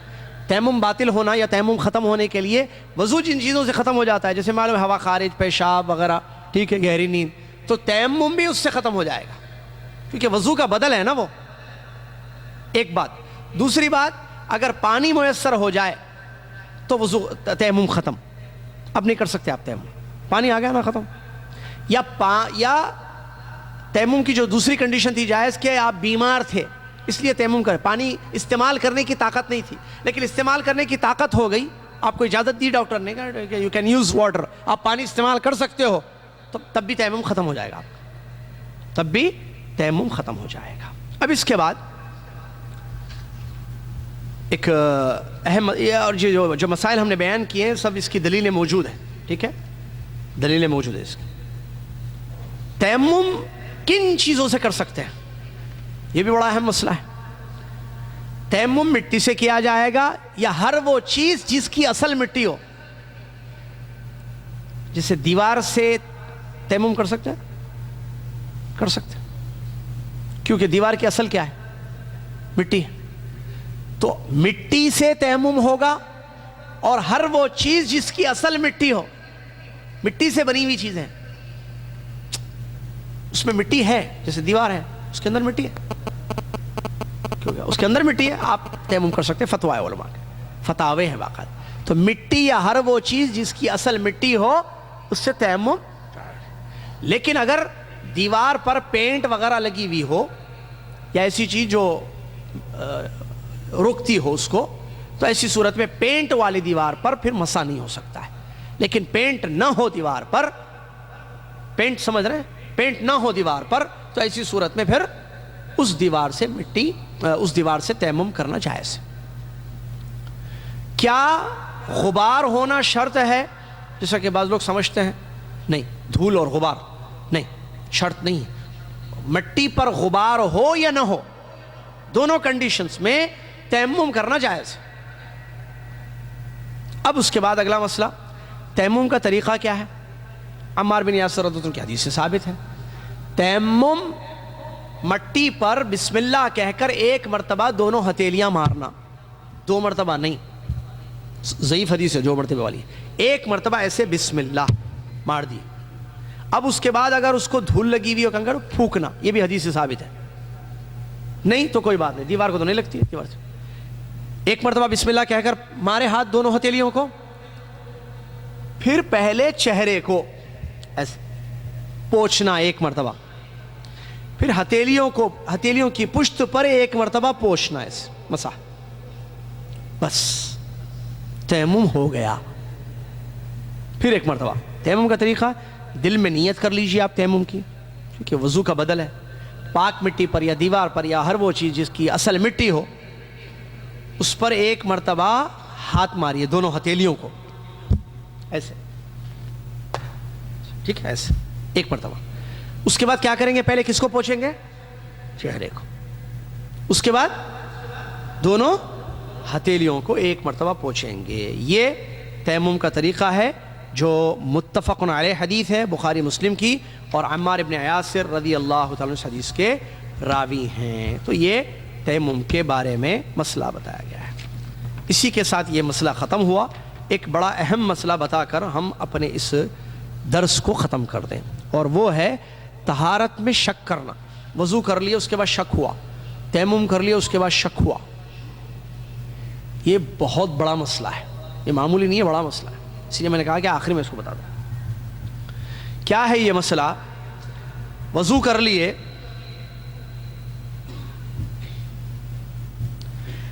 لیے، اب اس کے بعد شک ہو گیا ہے میرا وضو ہے یا نہیں ہے، مطلب ہوا خارج ہوئی، میں پیشاب کیا نہیں کیا، میں ٹوائلٹ گیا تھا کیا حمام کو، یاد نہیں آ رہا، شک۔ تو ایک قاعدہ سن لیجیے آپ، سن نہیں، یاد بھی رکھ لیجیے اس کو، عربی میں ویری گڈ، عربی میں نہیں اردو میں ضروری ہے، مسٹ۔ کیا ہے قاعدہ؟ الیقین لا یزول بالشک، یہ ہے قاعدہ، الیقین لا یزول بالشک۔ آسان ہے، چھوٹا، بہت فائدہ ہوگا اس سے، بہت فائدہ ہوگا قاعدے سے۔ کیا ہے مطلب اس کا؟ یقین شک سے ختم نہیں ہوتا ہے، یہ اردو میں تو ضروری ہے یاد رکھنا، یقین شک سے ختم نہیں ہوتا ہے۔ مثال دیجئے، مثال سے بات سمجھ میں آئی۔ میں وضو کر لیا، مجھے یقین ہے میں وضو کیا، اس کے بعد مجھے شک ہو رہا ہے میرا وضو ٹوٹا کیا، میں واش روم گیا تھا کیا، شک۔ اب نماز کو جانا ہے، وضو کروں یا نہیں کروں؟ الیقین لا یزول بالشک۔ ڈاکٹر صاحب یقین کیا ہے؟ اب ہمارے پاس ایک یقین ہے، ایک شک ہے۔ یقین کیا ہے؟ وضو ہے۔ شک کس پر آ رہا ہے؟ ٹوٹا نہیں ٹوٹا۔ کیا کریں گے؟ شک کو ختم کریں گے، یقین پر عمل کریں گے، جا کر نماز پڑھ لیں گے۔ ارے کس کو معلوم، ہو سکتا ٹوٹ گیا ہوگا، بھائی نہیں، شک ہے، وضو کر لیں گے، نماز پڑھ لیں گے۔ میں 2 رکعت پڑھا، 3 رکعت پڑھا، میں 2 چکر کیا طواف کے، 3 رکعت چکر کیا، میں صحیح کے 2 چکر کیا، 3 چکر کیا، یقین شک، ایک یقین ہے ایک شک ہے۔ 2 رکعت پڑھا یا 3 رکعت پڑھا، اس میں ایک یقین ہے ایک شک ہے۔ کون بتائیں گے ہاتھ اٹھا کر کہ یقین کتنی رکعت ہے، شک کیا رکعت ہے؟ آپ ہاتھ اٹھائیں۔ 2 رکعت، شاباش، بہت اچھے۔ میں 2 رکعت پڑھی یا 3 رکعت پڑھی، شک ہوا عورت کو، تو 2 تو یقین ہے، کیا زاہد صاحب؟ تیسرے پر شک ہو رہا ہے، تو وہ عورت یا وہ مرد کیا سمجھیں گے؟ 2 پڑھا، کیا سمجھیں گے؟ 2۔ میں 6 چکر طواف کے کیا یا 7 کیا، شک ہو گیا، تو ایک یقین ہے یہاں پر، اور وہ ہے 6 چکر۔ 7 چکر پر شک ہے، شک کو چھوڑ دینا، ٹھیک ہے؟ چلیے الٹا، اگر طہارت کا یقین ہو، یہ تو قاعدے کے سر، طہارت کا یقین ہو اور پھر نجاست کا شک ہو گیا ہے ناپاکہ کی، تو طہارت پر ہیں آپ۔ اگر نجاست کا یقین ہے، طہارت کا شک ہو گیا ہے، نجاست پر ہیں آپ۔ مثال کے طور پر ٹوائلٹ گیا تھا، اچھی طریقے سے یاد ہے، یقین ہے، ٹوائلٹ کو گیا تھا میں، حمام سے فارغ ہوا تھا، یاد ہے مجھے، پیشاب کر کے آیا تھا، یاد ہے، میں اس کے بعد وضو کر کے آیا، مسجد نہیں کر کے آیا، اقامت نہیں ہوئی ابھی، اب شک پیدا ہو گیا، ارے میں وضو کیا ہی نہیں کیا۔ اب یہاں ایک یقین ایک شک ہے۔ یقین اس بات پر ہے کہ میں ناپاک ہوا تھا، شک اس بات پر ہو رہا ہے کہ میں پاک ہوا نہیں ہوا، تو اب کیا کرنا؟ جا کر سیدھے وضو کر لینا مسجد سے۔ اب کہاں جا کے کریں گے زحمہ میں؟ نہیں، کر لیں گے، اللہ تعالیٰ 70 ماہوں سے زیادہ رحم کرتا، نہ آیت ہے نہ حدیث ہے، اللہ 70 ماہوں سے زیادہ رحم کرتا، نہ آیت ہے نہ حدیث ہے، اللہ اس سے زیادہ رحم کرتا، اللہ بہت زیادہ رحم کرتا، قرآن اور حدیث سے ثابت ہے۔ تو یہ شک کا بڑا عجیب مسئلہ ہے، اس پر ذہن میں رکھیں۔ نجاست کا شک ہے، ناپاکی کہ وضو ٹوٹ گیا ہے شک ہے تو پھر وضو ٹوٹ ہی گیا ہے۔ وضو کرا میں نے وضو کیا ہے، یقین ہے تو وضو آپ نے کیا ہے۔ یہی مسئلہ غسل کا بھی ہے۔ عام طور پر لوگ شک میں یا بعض لوگ بھائی احتیاطاً وضو کر لیں گے، دین میں احتیاط ہے نہیں ہے۔ ہاں آپ نے وضو کیا ہے، یقین ہے، آپ اجر کے لیے اور ایک مرتبہ وضو کرنا چاہتے ہیں، جائیے وضو کیجئے، جائیے وضو کیجئے، صحیح ہے بالکل۔ سمجھ میں آ گیا مسئلہ؟ چلیے اسی کے ساتھ مسئلے ختم ہو گئے۔ ایک سوال، حالانکہ سوالات نہیں ہوتے ہیں یہاں، آ گیا ہے تو پھر اس کو جواب دے ہی دیا جائے، اور وہ ہے بعض لوگ روزے کی حالت میں غسل کرنے سے پرہیز کرتے ہیں۔ یہ سوال آیا ہے خواتین کی طرف سے، بعض لوگ روزے کی حالت میں غسل کریں۔ ابھی غسل کا بیان ہم نے پڑھا، رمضان آ رہا ہے انشاءاللہ، یہ رجب ختم ہو رہا ہے، شعبان، رمضان، اللہ تعالی ہم سب کو رمضان پانے کی توفیق عطا فرمائے، آمین۔ تو رمضان کے روزے میں بولتے غسل نہیں کرنا، ایک قول۔ دوسرا قول کیا ہے، ذرا ہمارے جو انڈیا پاکستان کا پتہ نہیں، وہاں بھی شاید ہو گئی یہ چیز، انڈیا میں یہ مشہور ہے ایک چیز ہمارے یہاں کہ شام سے زوال سے پہلے کر سکتے غسل، زوال کے بعد نہیں کر سکتے۔ ہے کیا پاکستان میں بھی مسئلہ ہے؟ الحمدللہ، اگر نہیں ہے تو الحمدللہ۔ ہمارے پاس یہ مسئلہ کیا ہے کہ آپ جو ہے ظہر سے پہلے غسل کر سکتے ہیں روزے کی حالت میں، لیکن عصر کی نماز کے بعد آپ غسل نہیں کر سکتے، غلط۔ خیر یہ رمضان کے مسائل میں اس کو ذکر کرتے ہیں، لیکن چونکہ سوال آ گیا ہے بہن کا، اس لیے ہم بتا دیتے ہیں، آپ روزے کی حالت میں کسی بھی وقت غسل کر سکتے ہیں، حتیٰ کہ 10 منٹ پہلے سورج غروب ہونے سے بھی آپ غسل کر سکتے ہیں، کیونکہ غسل سے کوئی اس کا مسئلہ نہیں ہے۔ بات واضح ہو گئی۔ باریک مسائل بہت ہیں، تفصیل میں ہم نہیں گئے، جو موٹے موٹے اہم مسائل تھے وضو کے، مسح کے، تیمم کے، غسل کے، ہم نے بیان کر دیے۔ اب اس کے بعد اگر کسی کو کوئی سوال ہے، پوچھنا ہے، تو راستے بہت ہیں۔ ایک راستہ، پہلے تو کم راستے تھے، اب اور بڑھ گئے، واٹس ایپ بھی آ گیا، تو ایک راستہ فون پر ڈائریکٹ مسئلہ، ایک سب سے اچھا راستہ آپ دعوت سینٹر آئیے، ہم سے مل کر جو ہے مسئلہ پوچھ لیجیے آپ، ٹھیک ہے؟ خاص طور سے مردوں کے لیے اس میں بڑی آسانی ہے، عورتیں جو ہے فون پر پوچھ لیں، یا عام راستہ جو سب کے لیے ہے سوالات پوچھنے کا، phone, SMS messages, WhatsApp, mail, یہ راستے ہیں جس سے آپ آسانی سے اپنے سوالات ہم تک پہنچا سکتے ہیں، اور اللہ نے چاہا تو ان کا جواب بھی دیا جا سکتا ہے۔ جزاکم اللہ خیر۔ اسی کے ساتھ الحمدللہ یہ 12واں علمی دورہ جو ہم نے شروع کیا تھا الحمدللہ آج یہاں ختم ہو گیا۔